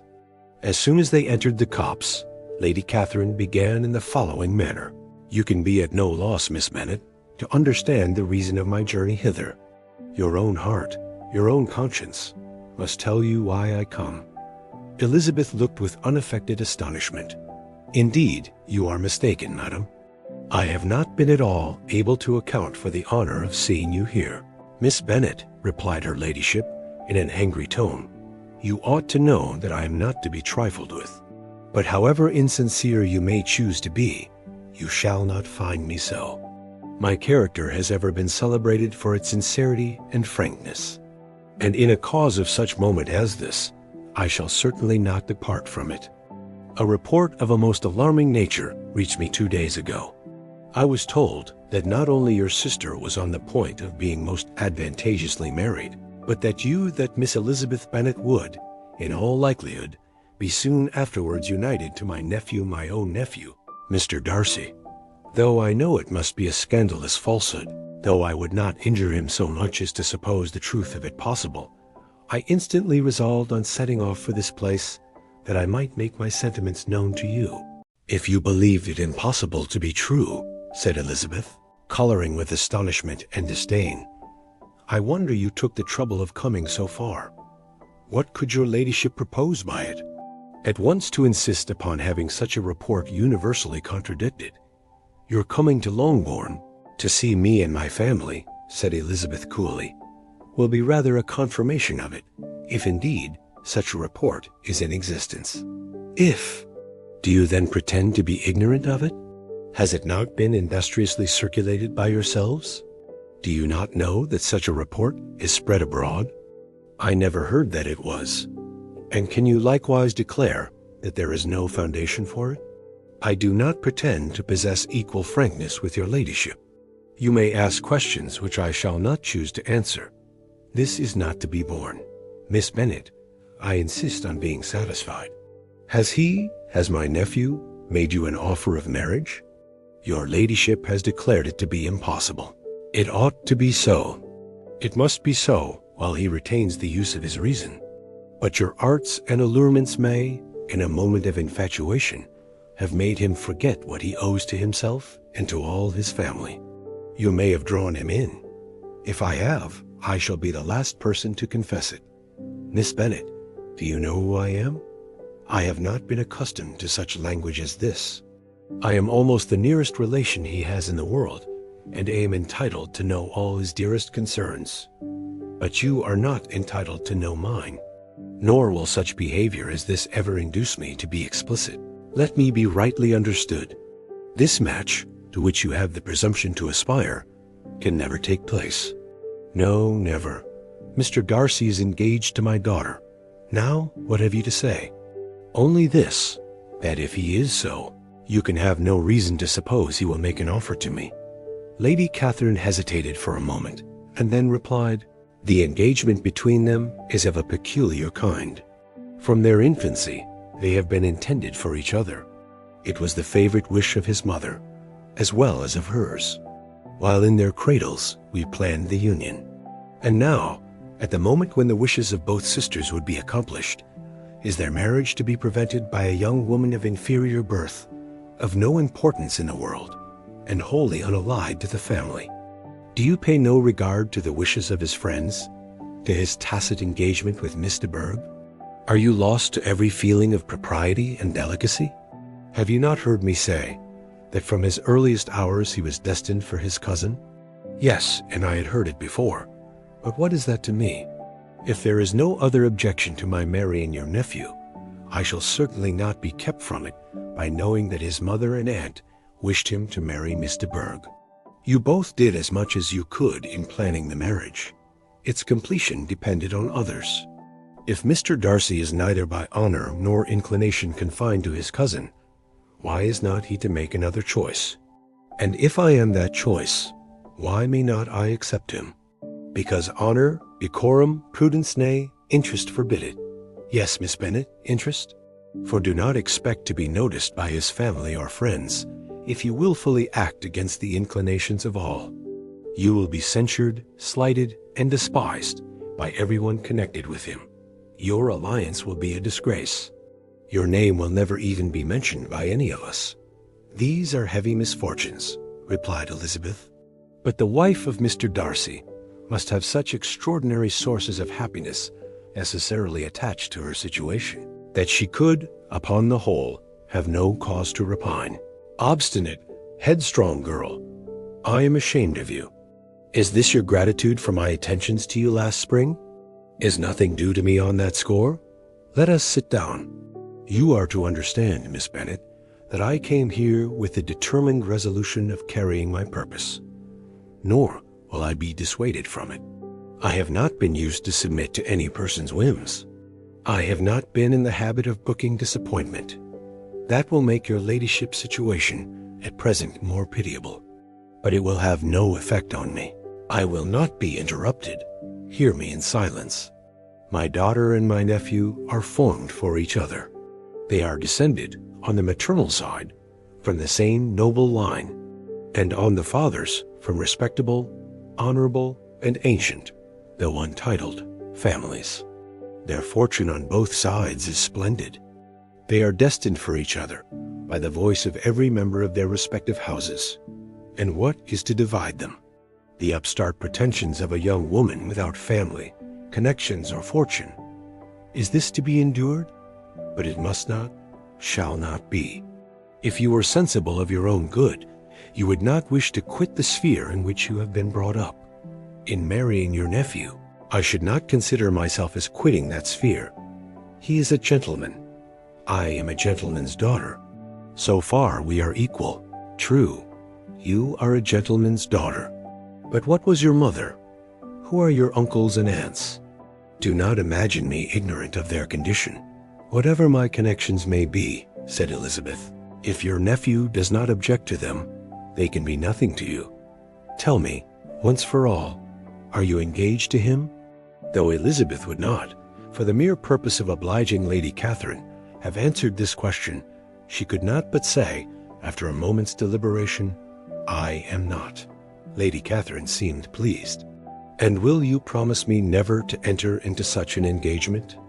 I will make no promise of the kind. Miss Bennet, I am shocked and astonished. I expected to find a more reasonable young woman, but do not deceive yourself into a belief that I will ever recede. I shall not go away till you have given me the assurance I require, and I certainly never shall give it. I am not to be intimidated into anything so wholly unreasonable. Your ladyship wants Mr. Darcy to marry your daughter, but would my giving you the wished-for promise make their marriage at all more probable? Supposing him to be attached to me, would my refusing to accept his hand make him wish to bestow it on his cousin? Allow me to say, Lady Catherine, that the arguments with which you have supported this extraordinary application have been as frivolous as the application was ill-judged. You have widely mistaken my character, if you think I can be worked on by such persuasions as these. How far your nephew might approve of your interference in his affairs, I cannot tell, but you have certainly no right to concern yourself in mine. I must beg, therefore, to be importuned no further on the subject. Not so hasty, if you please.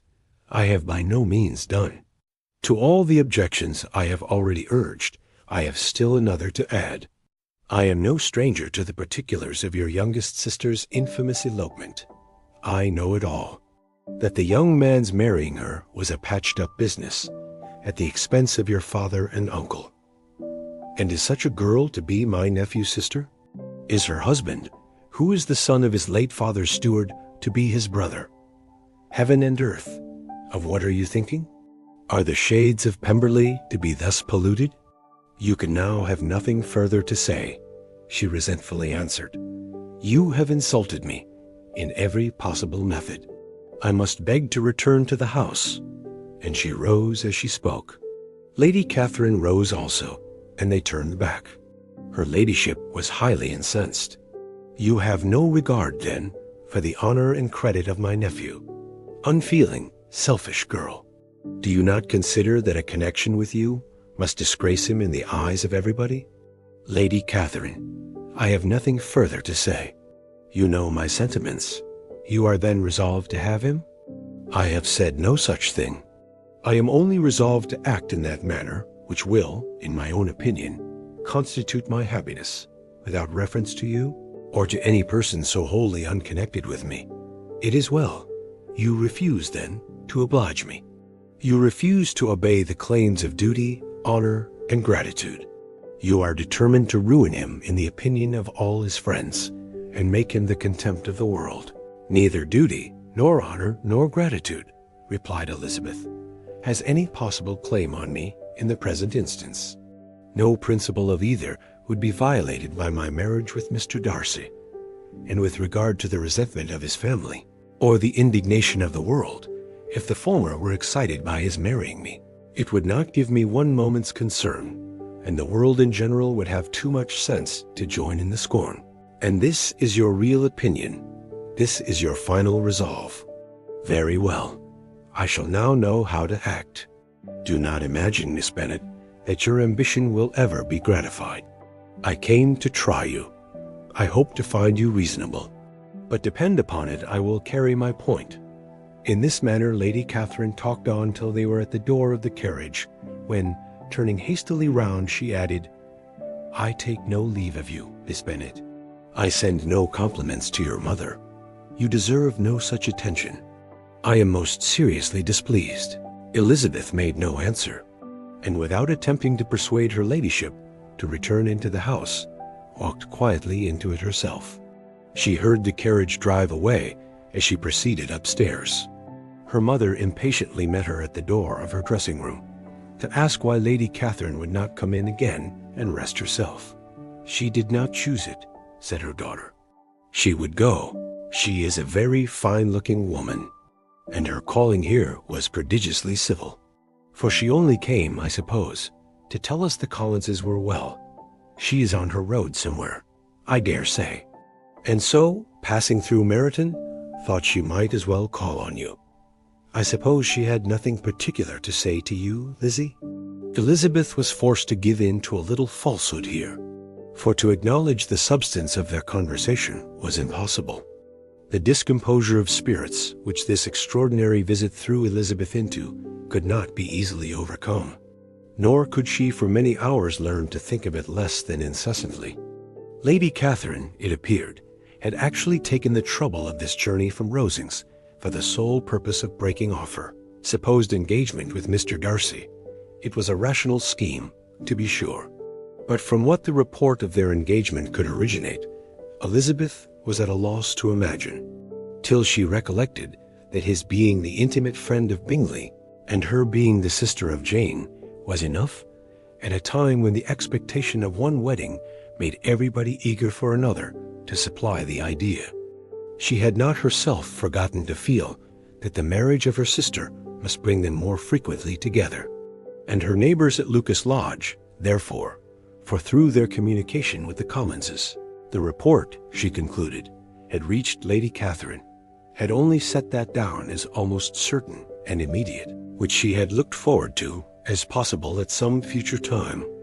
In revolving Lady Catherine's expressions, however, she could not help feeling some uneasiness as to the possible consequence of her persisting in this interference. From what she had said of her resolution to prevent the marriage, it occurred to Elizabeth that she must meditate an application to her nephew, and how he might take a similar representation of the evils attached to a connection with her she dared not pronounce. She knew not the exact degree of his affection for his aunt, or his dependence on her judgment, but it was natural to suppose that he thought much higher of her ladyship than she could do, and it was certain that in enumerating the miseries of a marriage with one whose immediate connections were so unequal to his own, his aunt would address him on his weakest side.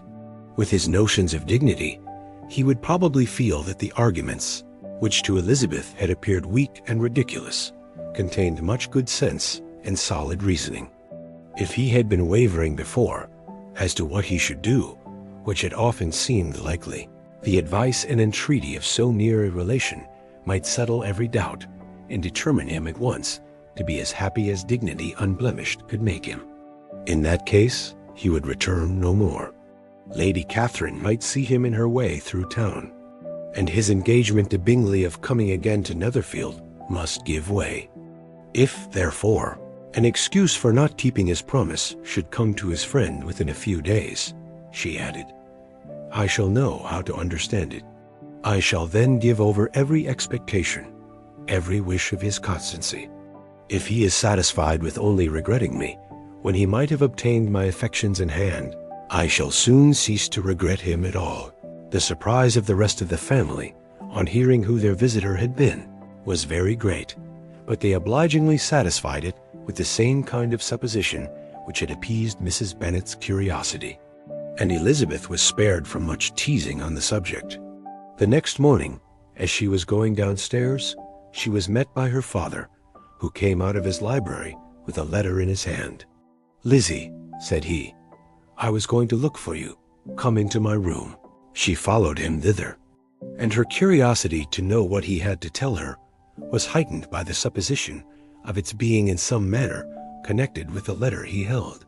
It suddenly struck her that it might be from Lady Catherine, and she anticipated with dismay all the consequent explanations. She followed her father to the fireplace, and they both sat down. He then said, I have received a letter this morning that has astonished me exceedingly. As it principally concerns yourself, you ought to know its contents. I did not know before that I had 2 daughters on the brink of matrimony. Let me congratulate you on a very important conquest. The color now rushed into Elizabeth's cheeks in the instantaneous conviction of its being a letter from the nephew instead of the aunt, and she was undetermined whether most to be pleased that he explained himself at all, or offended that his letter was not rather addressed to herself, when her father continued, You look conscious. Young ladies have great penetration in such matters as these, but I think I may defy even your sagacity to discover the name of your admirer. This letter is from Mr. Collins. From Mr. Collins, and what can he have to say? Something very much to the purpose, of course. He begins with congratulations on the approaching nuptials of my eldest daughter, of which, it seems, he has been told by some of the good-natured, gossiping Lucases. I shall not sport with your impatience by reading what he says on that point. What relates to yourself is as follows. Having thus offered you the sincere congratulations of Mrs. Collins and myself on this happy event, let me now add a short hint on the subject of another, of which we have been advertised by the same authority. Your daughter Elizabeth, it is presumed, will not long bear the name of Bennet after her eldest sister has resigned it, and the chosen partner of her fate may be reasonably looked up to as one of the most illustrious personages in this land. Can you possibly guess, Lizzie, who is meant by this? This young gentleman is blessed, in a peculiar way, with everything the heart of mortal can most desire: splendid property, noble kindred, and extensive patronage. Yet In spite of all these temptations, let me warn my cousin Elizabeth and yourself of what evils you may incur by a precipitate closure with this gentleman's proposals, which, of course, you will be inclined to take immediate advantage of. Have you any idea, Lizzie, who this gentleman is? But now it comes out. My motive for cautioning you is as follows. We have reason to imagine that his aunt, Lady Catherine de Bourgh, does not look on the match with a friendly eye. Mr. Darcy, you see, is the man. Now, Lizzie, I think I have surprised you. Could he or the Lucases have pitched on any man within the circle of our acquaintance whose name would have given the lie more effectually to what they related? Mr. Darcy, who never looks at any woman but to see a blemish, and who probably never looked at you in his life. It is admirable. Elizabeth tried to join in her father's pleasantry, but could only force one most reluctant smile. Never had his wit been directed in a manner so little agreeable to her. Are you not diverted? Oh, yes. Pray read on. After mentioning the likelihood of this marriage to her ladyship last night, she immediately, with her usual condescension, expressed what she felt on the occasion. When it became apparent that, on the score of some family objections on the part of my cousin, she would never give her consent to what she termed so disgraceful a match, I thought it my duty to give the speediest intelligence of this to my cousin, that she and her noble admirer may be aware of what they are about, and not run hastily into a marriage which has not been properly sanctioned. Mr. Collins, moreover, adds, I am truly rejoiced that my cousin Lydia's sad business has been so well hushed up, and am only concerned that their living together before the marriage took place should be so generally known. I must not, however, neglect the duties of my station, or refrain from declaring my amazement at hearing that you received the young couple into your house as soon as they were married. It was an encouragement of vice, and had I been the rector of Longbourn, I should very strenuously have opposed it. You ought certainly to forgive them as a Christian, but never to admit them in your sight, or allow their names to be mentioned in your hearing. That is his notion of Christian forgiveness. The rest of his letter is only about his dear Charlotte's situation, and his expectation of a young olive branch.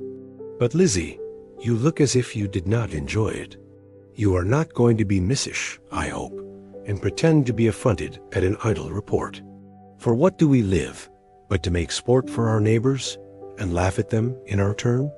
Oh, cried Elizabeth, I am exceedingly diverted, but it is so strange. Yes, that is what makes it amusing. Had they fixed on any other man, it would have been nothing. But his perfect indifference and your pointed dislike make it so delightfully absurd. Much as I abominate writing, I would not give up Mr. Collins's correspondence for any consideration. Nay, when I read a letter of his, I cannot help giving him the preference even over Wickham, much as I value the impudence and hypocrisy of my son-in-law. And pray, Lizzie, what said Lady Catherine about this report? Did she call to refuse her consent? To this question his daughter replied only with a laugh, and as it had been asked without the least suspicion, she was not distressed by his repeating it. Elizabeth had never been more at a loss to make her feelings appear what they were not. It was necessary to laugh when she would rather have cried. Her father had most cruelly mortified her by what he said of Mr. Darcy's indifference, and she could do nothing but wonder at such a want of penetration, or fear that, perhaps, instead of his seeing too little, she might have fancied too much.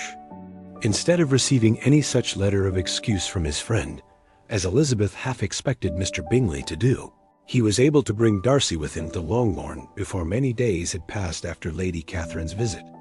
The gentlemen arrived early, and before Mrs. Bennet had time to tell him of their having seen his aunt, of which her daughter sat in momentary dread, Bingley, who wanted to be alone with Jane, proposed their all walking out. It was agreed to. Mrs. Bennet was not in the habit of walking. Mary could never spare time, but the remaining 5 set off together. Bingley and Jane, however, soon allowed the others to outstrip them. They lagged behind, while Elizabeth, Kitty, and Darcy were to entertain each other. Very little was said by either. Kitty was too much afraid of him to talk. Elizabeth was secretly forming a desperate resolution, and perhaps he might be doing the same. They walked towards the Lucases because Kitty wished to call upon Maria, and as Elizabeth saw no occasion for making it a general concern, when Kitty left them she went boldly on with him alone. Now was the moment for her resolution to be executed, and while her courage was high, she immediately said, "Mr. Darcy, I am a very selfish creature, and for the sake of giving relief to my own feelings, care not how much I may be wounding yours. I can no longer help thanking you for your unexampled kindness to my poor sister. Ever since I have known it, I have been most anxious to acknowledge to you how gratefully I feel it. Were it known to the rest of my family, I should not have merely my own gratitude to express. I am sorry, exceedingly sorry," replied Darcy, in a tone of surprise and emotion, "that you have ever been informed of what may, in a mistaken light, have given you uneasiness. I did not think Mrs. Gardiner was so little to be trusted. You must not blame my aunt. Lydia's thoughtlessness first betrayed to me that you had been concerned in the matter, and of course I could not rest till I knew the particulars. Let me thank you again and again, in the name of all my family, for that generous compassion which induced you to take so much trouble and bear so many mortifications for the sake of discovering them." "If you will thank me," he replied, "let it be for yourself alone, that the wish of giving happiness to you might add force to the other inducements which led me on. I shall not attempt to deny. But your family owe me nothing. Much as I respect them, I believe I thought only of you." Elizabeth was too much embarrassed to say a word. After a short pause, her companion added, "You are too generous to trifle with me. If your feelings are still what they were last April, tell me so at once. My affections and wishes are unchanged, but one word from you will silence me on this subject forever." Elizabeth, feeling all the more than common awkwardness and anxiety of his situation, now forced herself to speak, and immediately, though not very fluently, gave him to understand that her sentiments had undergone so material a change since the period to which he alluded, as to make her receive with gratitude and pleasure his present assurances. The happiness which this reply produced was such as he had probably never felt before, and he expressed himself on the occasion as sensibly and as warmly as a man violently in love can be supposed to do. Had Elizabeth been able to encounter his eyes, she might have seen how well the expression of heartfelt delight diffused over his face became him. But though she could not look, she could listen, and he told her of feelings which, in proving of what importance she was to him, made his affection every moment more valuable. They walked on without knowing in what direction. There was too much to be thought and felt and said for attention to any other objects. She soon learnt that they were indebted for their present good understanding to the efforts of his aunt, who did call on him in her return through London, and there relate her journey to Longbourn, its motive, and the substance of her conversation with Elizabeth, dwelling emphatically on every expression of the latter, which, in her ladyship's apprehension, peculiarly denoted her perverseness and assurance, in the belief that such a relation must assist her endeavors to obtain that promise from her nephew which she had refused to give. But unluckily for her ladyship, its effect had been exactly contrariwise. "It taught me to hope," said he, "as I had scarcely ever allowed myself to hope before. I knew enough of your disposition to be certain that had you been absolutely, irrevocably decided against me, you would have acknowledged it to Lady Catherine frankly and openly." Elizabeth colored and laughed as she replied, "Yes, you know enough of my frankness to believe me capable of that. After abusing you so abominably to your face, I could have no scruple in abusing you to all your relations. What did you say of me that I did not deserve? For though your accusations were ill-founded, formed on mistaken premises, my behavior to you at the time had merited the severest reproof. It was unpardonable. I cannot think of it without abhorrence. We will not quarrel for the greater share of blame annexed to that evening," said Elizabeth. "The conduct of neither, if strictly examined, will be irreproachable. But since then we have both, I hope, improved in civility. I cannot be so easily reconciled to myself. The recollection of what I then said, of my conduct, my manners, my expressions during the whole of it is now, and has been many months, inexpressibly painful to me. Your reproof, so well applied, I shall never forget. Had you behaved in a more gentlemanlike manner? Those were your words. You know not, you can scarcely conceive, how they have tortured me. Though it was some time, I confess, before I was reasonable enough to allow their justice. I was certainly very far from expecting them to make so strong an impression. I had not the smallest idea of their being ever felt in such a way. I can easily believe it. You thought me then devoid of every proper feeling. I am sure you did. The turn of your countenance I shall never forget, as you said that I could not have addressed you in any possible way that would induce you to accept me. Oh, do not repeat what I then said.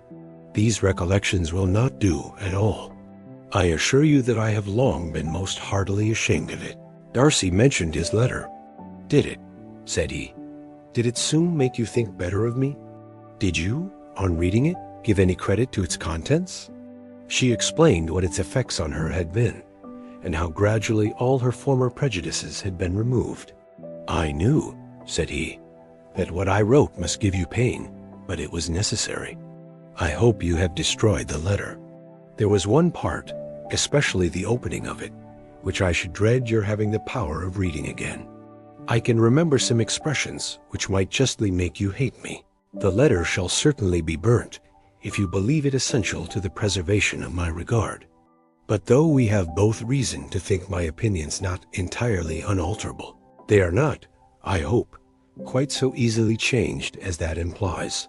When I wrote that letter, replied Darcy, I believed myself perfectly calm and cool, but I am since convinced that it was written in a dreadful bitterness of spirit. The letter, perhaps, began in bitterness, but it did not end so. The adieu is charity itself. But think no more of the letter. The feelings of the person who wrote and the person who received it are now so widely different from what they were then, that every unpleasant circumstance attending it ought to be forgotten. You must learn some of my philosophy. Think only of the past as its remembrance gives you pleasure. I cannot give you credit for any philosophy of the kind. Your retrospections must be so totally void of reproach that the contentment arising from them is not of philosophy, but what is much better, of ignorance. But with me, it is not so. Painful recollections will intrude, which ought not to be repelled. I have been a selfish being all my life, in practice, though not in principle.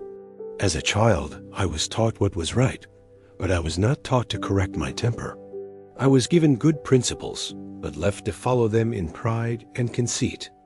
Unfortunately an only son, for many years an only child, I was spoiled by my parents, who, though good themselves, my father particularly, all that was benevolent and amiable, allowed, encouraged, almost taught me to be selfish and overbearing, to care for none beyond my own family circle, to think meanly of all the rest of the world, to wish at least to think meanly of their sense and worth, compared with my own.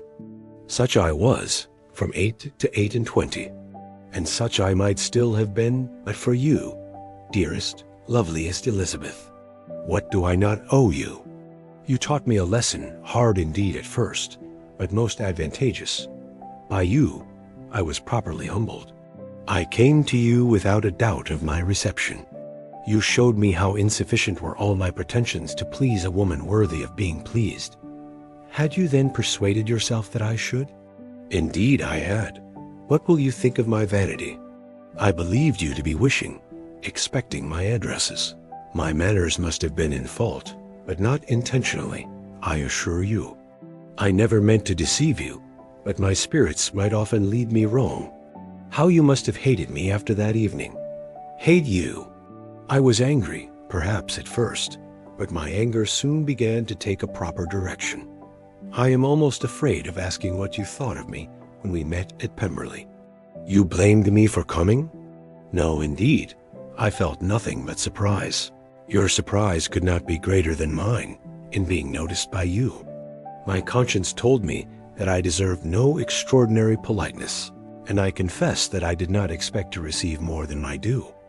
My object then, replied Darcy, was to show you, by every civility in my power, that I was not so mean as to resent the past, and I hope to obtain your forgiveness, to lessen your ill opinion, by letting you see that your reproofs had been attended to.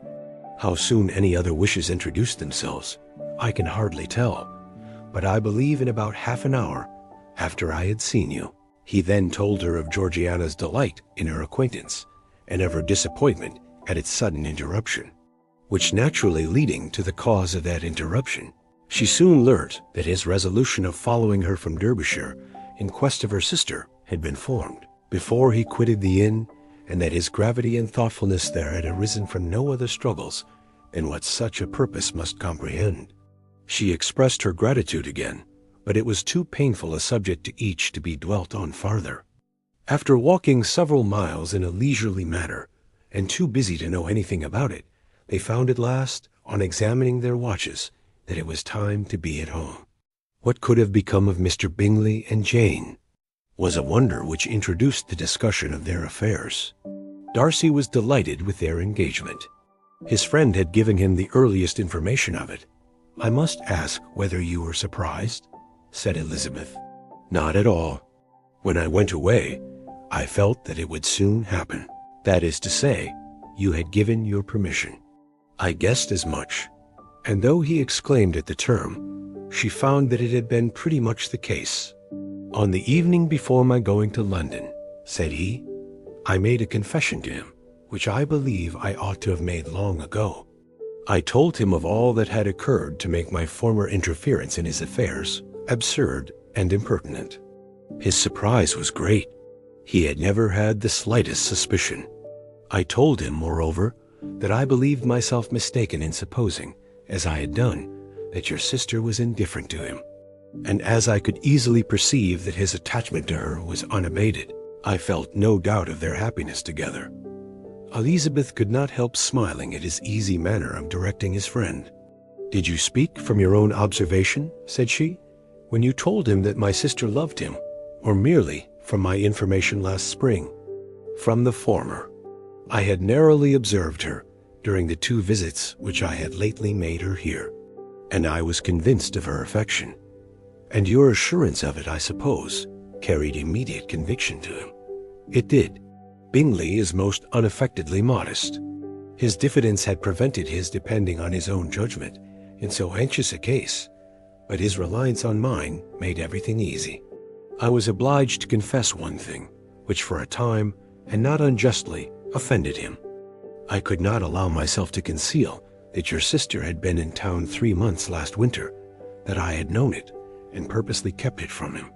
He was angry. But his anger, I am persuaded, lasted no longer than he remained in any doubt of your sister's sentiments. He has heartily forgiven me now. Elizabeth longed to observe that Mr. Bingley had been a most delightful friend, so easily guided that his worth was invaluable. But she checked herself. She remembered that he had yet to learn to be laughed at, and it was rather too early to begin. In anticipating the happiness of Bingley, which of course was to be inferior only to his own, he continued the conversation till they reached the house. In the hall they parted. My dear Lizzie, where can you have been walking to? Was a question which Elizabeth received from Jane as soon as she entered the room, and from all the others when they sat down to table. She had only to say in reply that they had wandered about till she was beyond her own knowledge. She colored as she spoke, but neither that nor anything else awakened a suspicion of the truth. The evening passed quietly, unmarked by anything extraordinary. The acknowledged lovers talked and laughed. The unacknowledged were silent. Darcy was not of a disposition in which happiness overflows in mirth, and Elizabeth, agitated and confused, rather knew that she was happy than felt herself to be so, for, besides the immediate embarrassment, there were other evils before her. She anticipated what would be felt in the family when her situation became known. She was aware that no one liked him but Jane. and even feared that with the others it was a dislike which not all his fortune and consequence might do away. At night she opened her heart to Jane. Though suspicion was very far from Miss Bennet's general habits, she was absolutely incredulous here. "You are joking, Lizzie. This cannot be. Engaged to Mr. Darcy? No, no, you shall not deceive me. I know it to be impossible. This is a wretched beginning indeed. My sole dependence was on you, and I am sure nobody else will believe me if you do not. Yet, indeed, I am in earnest. I speak nothing but the truth. He still loves me, and we are engaged." Jane looked at her doubtingly. "Oh, Lizzie, it cannot be. I know how much you dislike him. You know nothing of the matter. That is all to be forgot. Perhaps I did not always love him so well as I do now. But in such cases as these a good memory is unpardonable. This is the last time I shall ever remember it myself." Miss Bennet still looked all amazement. Elizabeth again, and more seriously, assured her of its truth. "Good heaven! Can it be really so? Yet now I must believe you," cried Jane. "My dear, dear Lizzie, I do congratulate you. But are you certain, forgive the question, are you quite certain that you can be happy with him? There can be no doubt of that. It is settled between us already that we are to be the happiest couple in the world. But are you pleased, Jane? Shall you like to have such a brother?" "Very, very much. Nothing could give either Bingley or myself more delight. But we considered it. We talked of it as impossible. And do you really love him quite well enough?" "Oh, Lizzie, do anything rather than marry without affection. Are you quite sure that you feel what you ought to do?" "Oh, yes. You will only think I feel more than I ought to do when I tell you all." "What do you mean?" "Why, I must confess that I love him better than I do Bingley. I am afraid you will be angry. My dearest sister, now be serious. I want to talk very seriously. Let me know everything that I am to know without delay. Will you tell me how long you have loved him? It has been coming on so gradually that I hardly know when it began, but I believe I must date it from my first seeing his beautiful grounds at Pemberley." Another entreaty that she would be serious, however, produced the desired effect, and she soon satisfied Jane by her solemn assurances of attachment. When convinced on that article, Miss Bennet had nothing further to wish. "Now I am quite happy," said she, "for you will be as happy as myself. I always had a value for him. Were it for nothing but his love of you, I must always have esteemed him. But now, as Bingley's friend and your husband, there can be only Bingley and yourself more dear to me. But Lizzie, you have been very sly, very reserved with me. How little did you tell me of what passed at Pemberley and Lambton? I owe all that I know of it to another, not to you." Elizabeth told her the motives of her secrecy. She had been unwilling to mention Bingley, and the unsettled state of her own feelings had made her equally avoid the name of his friend. But now she would no longer conceal from her his share in Lydia's marriage. All was acknowledged, and half the night spent in conversation. "Good gracious!" cried Mrs. Bennet, as she stood at a window the next morning. "If that disagreeable Mr. Darcy is not coming here again with our dear Bingley, what can he mean by being so tiresome as to be always coming here? I had no notion but he would go a-shooting, or something or other, and not disturb us with his company. What shall we do with him? Lizzie, you must walk out with him again, that he may not be in Bingley's way." Elizabeth could hardly help laughing at so convenient a proposal, yet was really vexed that her mother should be always giving him such an epithet. As soon as they entered, Bingley looked at her so expressively and shook hands with such warmth as left no doubt of his good information. And he soon afterwards said aloud, "Mrs. Bennet, have you no more lanes hereabouts in which Lizzie may lose her way again today?" "I advise Mr. Darcy and Lizzie and Kitty," said Mrs. Bennet, "to walk to Oakham Mount this morning. It is a nice long walk, and Mr. Darcy has never seen the view." "It may do very well for the others," replied Mr. Bingley, "but I am sure it will be too much for Kitty. Won't it, Kitty?" Kitty owned that she had rather stay at home. Darcy professed a great curiosity to see the view from the mount, and Elizabeth silently consented. As she went upstairs to get ready, Mrs. Bennet followed her, saying, "I am quite sorry, Lizzie, that you should be forced to have that disagreeable man all to yourself. But I hope you will not mind it. It is all for Jane's sake, you know, and there is no occasion for talking to him, except just now and then. So do not put yourself to inconvenience." During their walk, it was resolved that Mr. Bennet's consent should be asked in the course of the evening. Elizabeth reserved to herself the application for her mother's. She could not determine how her mother would take it, sometimes doubting whether all his wealth and grandeur would be enough to overcome her abhorrence of the man. But whether she were violently set against the match, or violently delighted with it, it was certain that her manner would be equally ill adapted to do credit to her sense. And she could no more bear that Mr. Darcy should hear the first raptures of her joy than the first vehemence of her disapprobation. In the evening, soon after Mr. Bennet withdrew to the library, she saw Mr. Darcy rise also and follow him, and her agitation on seeing it was extreme.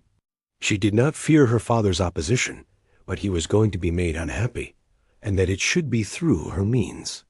That she, his favorite child, should be distressing him by her choice, should be filling him with fears and regrets in disposing of her, was a wretched reflection, and she sat in misery till Mr. Darcy appeared again. When looking at him, she was a little relieved by his smile. In a few minutes he approached the table where she was sitting with Kitty, and, while pretending to admire her work, said in a whisper, "Go to your father. He wants you in the library." She was gone directly. Her father was walking about the room, looking grave and anxious. "Lizzie," said he, "what are you doing? Are you out of your senses to be accepting this man? Have not you always hated him?" How earnestly did she then wish that her former opinions had been more reasonable, her expressions more moderate. It would have spared her from explanations and professions which it was exceedingly awkward to give. But they were now necessary, and she assured him, with some confusion, of her attachment to Mr. Darcy. Or, in other words, you are determined to have him. He is rich, to be sure, and you may have more fine clothes and fine carriages than Jane. But will they make you happy? Have you any other objection, said Elizabeth, than your belief of my indifference? None at all. We all know him to be a proud, unpleasant sort of man. But this would be nothing if you really liked him. I do like him, she replied, with tears in her eyes. I love him. Indeed, he has no improper pride. He is perfectly amiable. You do not know what he really is. Then pray do not pain me by speaking of him in such terms. Lizzie, said her father, I have given him my consent. He is the kind of man, indeed, to whom I should never dare refuse anything which he condescended to ask. I now give it to you, if you are resolved on having him. But let me advise you to think better of it. I know your disposition, Lizzie. I know that you could be neither happy nor respectable unless you truly esteemed your husband, unless you looked up to him as a superior. Your lively talents would place you in the greatest danger in an unequal marriage. You could scarcely escape discredit and misery. My child, let me not have the grief of seeing you unable to respect your partner in life. You know not what you are about. Elizabeth, still more affected, was earnest and solemn in her reply, and at length, by repeated assurances that Mr. Darcy was really the object of her choice, by explaining the gradual change which her estimation of him had undergone, relating her absolute certainty that his affection was not the work of a day, but had stood the test of many months' suspense, and enumerating with energy all his good qualities, she did conquer her father's incredulity and reconcile him to the match. Well, my dear, said he, when she ceased speaking, I have no more to say. If this be the case, he deserves you. I could not have parted with you, my Lizzie, to anyone less worthy. To complete the favorable impression, she then told him what Mr. Darcy had voluntarily done for Lydia. He heard her with astonishment. This is an evening of wonders, indeed. And so Darcy did everything. Made up the match, gave the money, paid the fellow's debts, and got him his commission. So much the better. It will save me a world of trouble and economy. Had it been your uncle's doing, I must and would have paid him. But these violent young lovers carry everything their own way. I shall offer to pay him tomorrow. He will rant and storm about his love for you, and there will be an end of the matter. He then recollected her embarrassment a few days before on his reading Mr. Collins's letter, and after laughing at her some time, allowed her at last to go, saying as she quitted the room, "If any young men come for Mary or Kitty, send them in, for I am quite at leisure."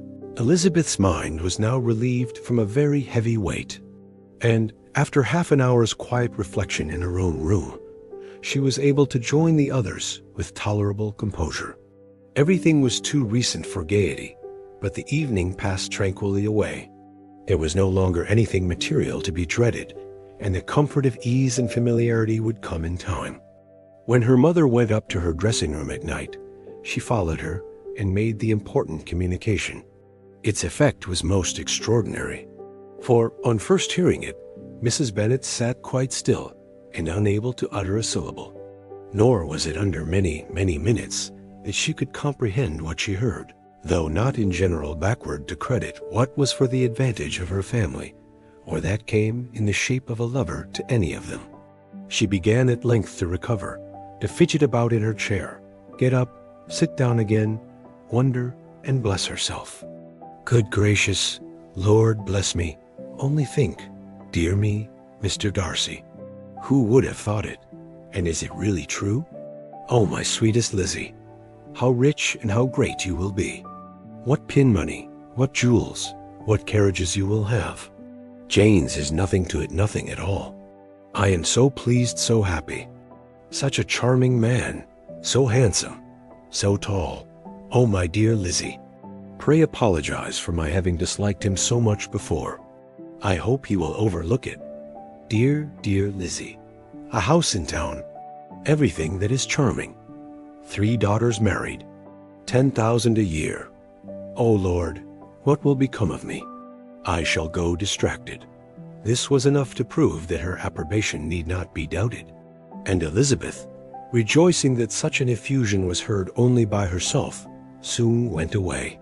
But before she had been 3 minutes in her own room, her mother followed her. "My dearest child," she cried, "I can think of nothing else. 10,000 a year, and very likely more. 'Tis as good as a lord. And a special license. You must and shall be married by a special license.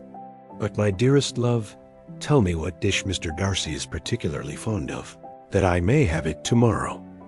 This was a sad omen of what her mother's behavior to the gentleman himself might be, and Elizabeth found that, though in the certain possession of his warmest affection, and secure of her relations' consent, there was still something to be wished for.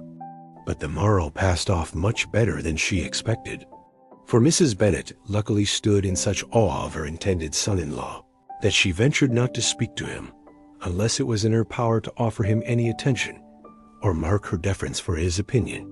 Elizabeth had the satisfaction of seeing her father taking pains to get acquainted with him, and Mr. Bennet soon assured her that he was rising every hour in his esteem. "I admire all my 3 sons-in-law highly," said he. "Wickham, perhaps, is my favorite, but I think I shall like your husband quite as well as Jane's." Elizabeth's spirits soon rising to playfulness again, she wanted Mr. Darcy to account for his having ever fallen in love with her. "How could you begin?" said she. "I can comprehend your going on charmingly, when you had once made a beginning. But what could set you off in the first place? I cannot fix on the hour, or the spot, or the look, or the words which laid the foundation. It is too long ago. I was in the middle before I knew that I had begun. My beauty you had early withstood, and as for my manners, my behavior to you was at least always bordering on the uncivil, and I never spoke to you without rather wishing to give you pain than not. Now, be sincere. Did you admire me for my impertinence? For the liveliness of your mind I did. You may as well call it impertinence at once. It was very little less. The fact is that you were sick of civility, of deference, of officious attention. You were disgusted with the women who were always speaking and looking and thinking for your approbation alone. I roused and interested you because I was so unlike them. Had you not been really amiable, you would have hated me for it. But in spite of the pains you took to disguise yourself, your feelings were always noble and just, and in your heart, you thoroughly despised the persons who so assiduously courted you. There I have saved you the trouble of accounting for it. And really, all things considered, I begin to think it perfectly reasonable. To be sure, you know no actual good of me, but nobody thinks of that when they fall in love. Was there no good in your affectionate behavior to Jane while she was ill at Netherfield? Dearest Jane, who could have done less for her? But make a virtue of it by all means. My good qualities are under your protection, and you are to exaggerate them as much as possible. And in return, it belongs to me to find occasions for teasing and quarreling with you as often as may be. And I shall begin directly by asking you what made you so unwilling to come to the point at last. What made you so shy of me when you first called and afterwards dined here? Why, especially when you called, did you look as if you did not care about me? Because you were grave and silent and gave me no encouragement. But I was embarrassed, and so was I. You might have talked to me more when you came to dinner. A man who had felt less might. How unlucky that you should have a reasonable answer to give, and that I should be so reasonable as to admit it. But I wonder how long you would have gone on if you had been left to yourself. I wonder when you would have spoken if I had not asked you. My resolution of thanking you for your kindness to Lydia had certainly great effect. Too much, I am afraid. For what becomes of the moral, if our comfort springs from a breach of promise? For I ought not to have mentioned the subject. This will never do. You need not distress yourself. The moral will be perfectly fair. Lady Catherine's unjustifiable endeavors to separate us were the means of removing all my doubts. I am not indebted for my present happiness to your eager desire of expressing your gratitude. I was not in a humor to wait for an opening of yours. My aunt's intelligence had given me hope, and I was determined at once to know everything. Lady Catherine has been of infinite use, which ought to make her happy, for she loves to be of use. But tell me, what did you come down to Netherfield for? Was it merely to ride to Longbourn and be embarrassed? Or had you intended any more serious consequences? My real purpose was to see you, and to judge, if I could, whether I might ever hope to make you love me.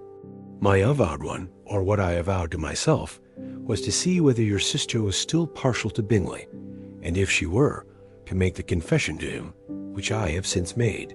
Shall you ever have courage to announce to Lady Catherine what is to befall her? I am more likely to want time than courage, Elizabeth, but it ought to be done. And if you will give me a sheet of paper, it shall be done directly.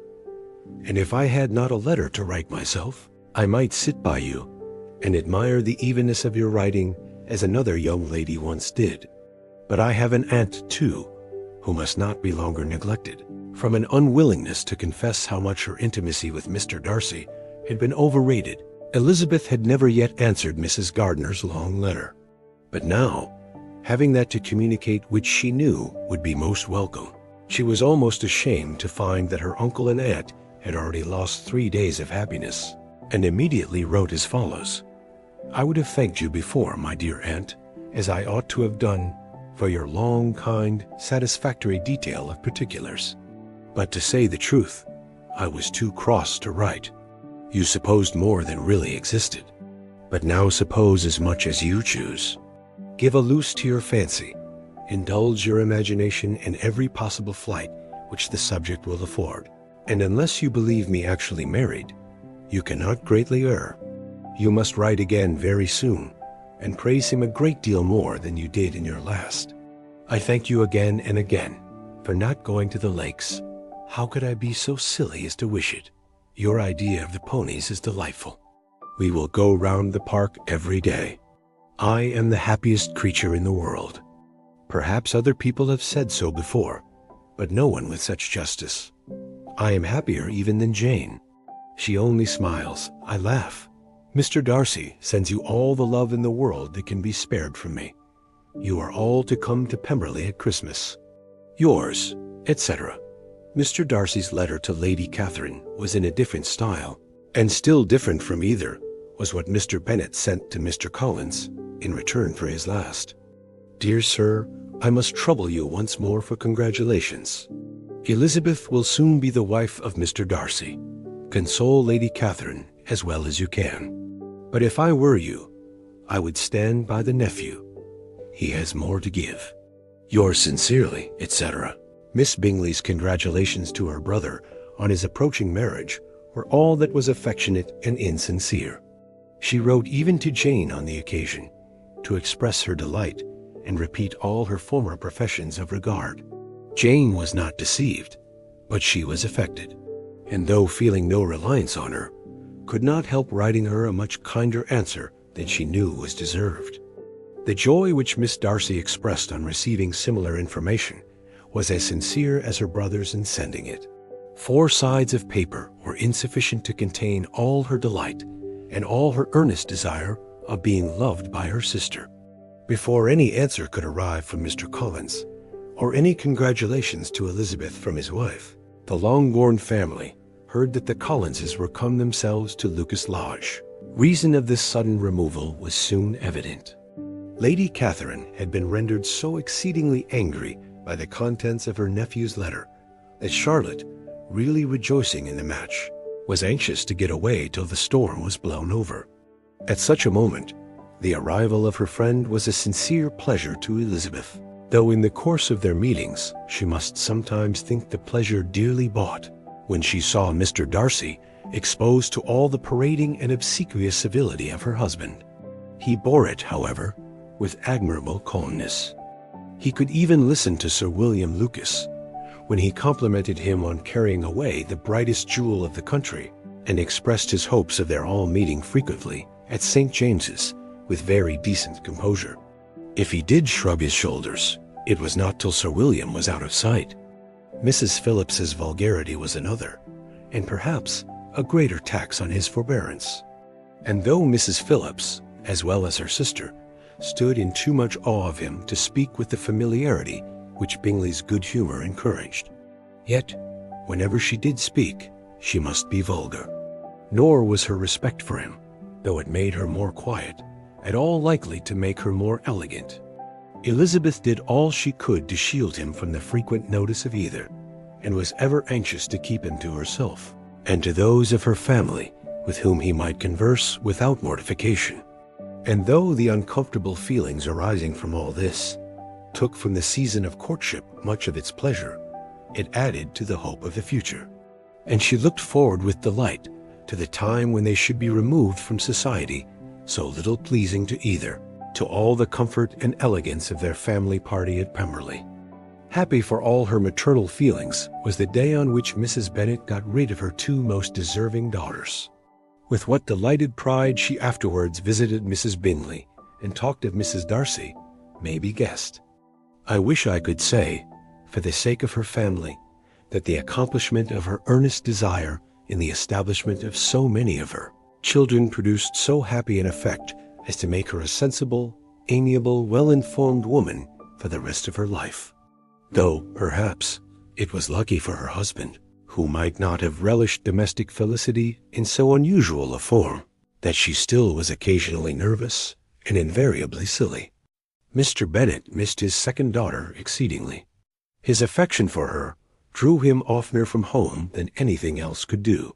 He delighted in going to Pemberley, especially when he was least expected. Mr. Bingley and Jane remained at Netherfield only a 12-month. So near a vicinity to her mother and Meryton relations was not desirable even to his easy temper or her affectionate heart. The darling wish of his sisters was then gratified.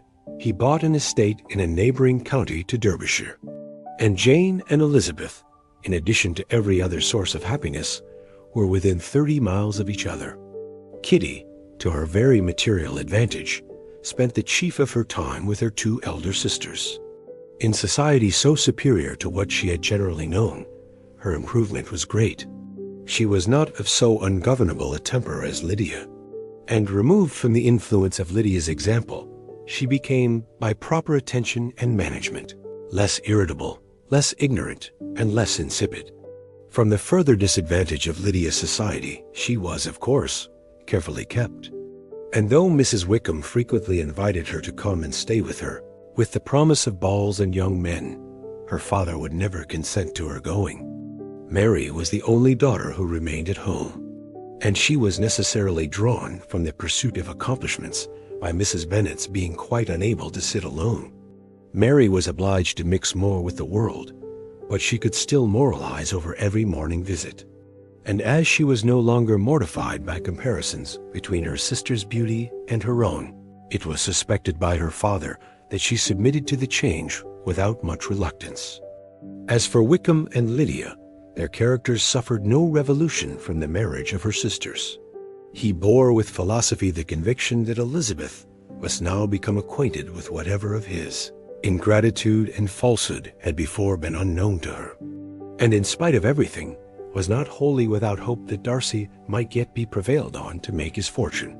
The congratulatory letter which Elizabeth received from Lydia on her marriage explained to her that, by his wife at least, if not by himself, such a hope was cherished. The letter was to this effect: "My dear Lizzie, I wish you joy. If you love Mr. Darcy half so well as I do my dear Wickham, you must be very happy. It is a great comfort to have you so rich. And when you have nothing else to do, I hope you will think of us. I am sure Wickham would like a place at court very much, and I do not think we shall have quite money enough to live upon without some help. Any place would do of about 300 or 400 a year. But however, do not speak to Mr. Darcy about it, if you had rather not. Yours, etc." As it happened that Elizabeth had much rather not, she endeavored in her answer to put an end to every entreaty and expectation of the kind. Such relief, however, as it was in her power to afford, by the practice of what might be called economy in her own private expenses, she frequently sent them. It had always been evident to her that such an income as theirs, under the direction of two persons so extravagant in their wants, and heedless of the future, must be very insufficient to their support. And whenever they changed their quarters, either Jane or herself were sure of being applied to for some little assistance towards discharging their bills. Their manner of living, even when the restoration of peace dismissed them to a home, was unsettled in the extreme. They were always moving from place to place in quest of a cheap situation, and always spending more than they ought. His affection for her soon sunk into indifference. Hers lasted a little longer, and in spite of her youth and her manners, she retained all the claims to reputation which her marriage had given her. Though Darcy could never receive him at Pemberley, yet for Elizabeth's sake, he assisted him further in his profession. Lydia was occasionally a visitor there, when her husband was gone to enjoy himself in London or Bath, and with the Bingleys, they both of them frequently stayed so long that even Bingley's good humor was overcome, and he proceeded so far as to talk of giving them a hint to be gone. Miss Bingley was very deeply mortified by Darcy's marriage, but as she thought it advisable to retain the right of visiting at Pemberley, she dropped all her resentment, was fonder than ever of Georgiana, almost as attentive to Darcy as heretofore, and paid off every arrear of civility to Elizabeth. Pemberley was now Georgiana's home, and the attachment of the sisters was exactly what Darcy had hoped to see. They were able to love each other, even as well as they intended. Georgiana had the highest opinion in the world of Elizabeth, though at first she often listened with an astonishment bordering on alarm at her lively, sportive manner of talking to her brother. He, who had always inspired in herself a respect which almost overcame her affection, she now saw the object of open pleasantry. Her mind received knowledge which had never before fallen in her way. By Elizabeth's instructions, she began to comprehend that a woman may take liberties with her husband, which a brother will not always allow in a sister more than 10 years younger than himself. Lady Catherine was extremely indignant on the marriage of her nephew, and as she gave way to all the genuine frankness of her character, in her reply to the letter which announced its arrangement. She sent him language so very abusive, especially of Elizabeth, that for some time all intercourse was at an end. But at length, by Elizabeth's persuasion, he was prevailed on to overlook the offense and seek a reconciliation. And after a little further resistance on the part of his aunt, her resentment gave way, either to her affection for him or her curiosity to see how his wife conducted herself, and she condescended to wait on them at Pemberley, in spite of that pollution which its woods had received, not merely from the presence of such a mistress, but the visits of her uncle and aunt from the city. With the Gardiners they were always on the most intimate terms.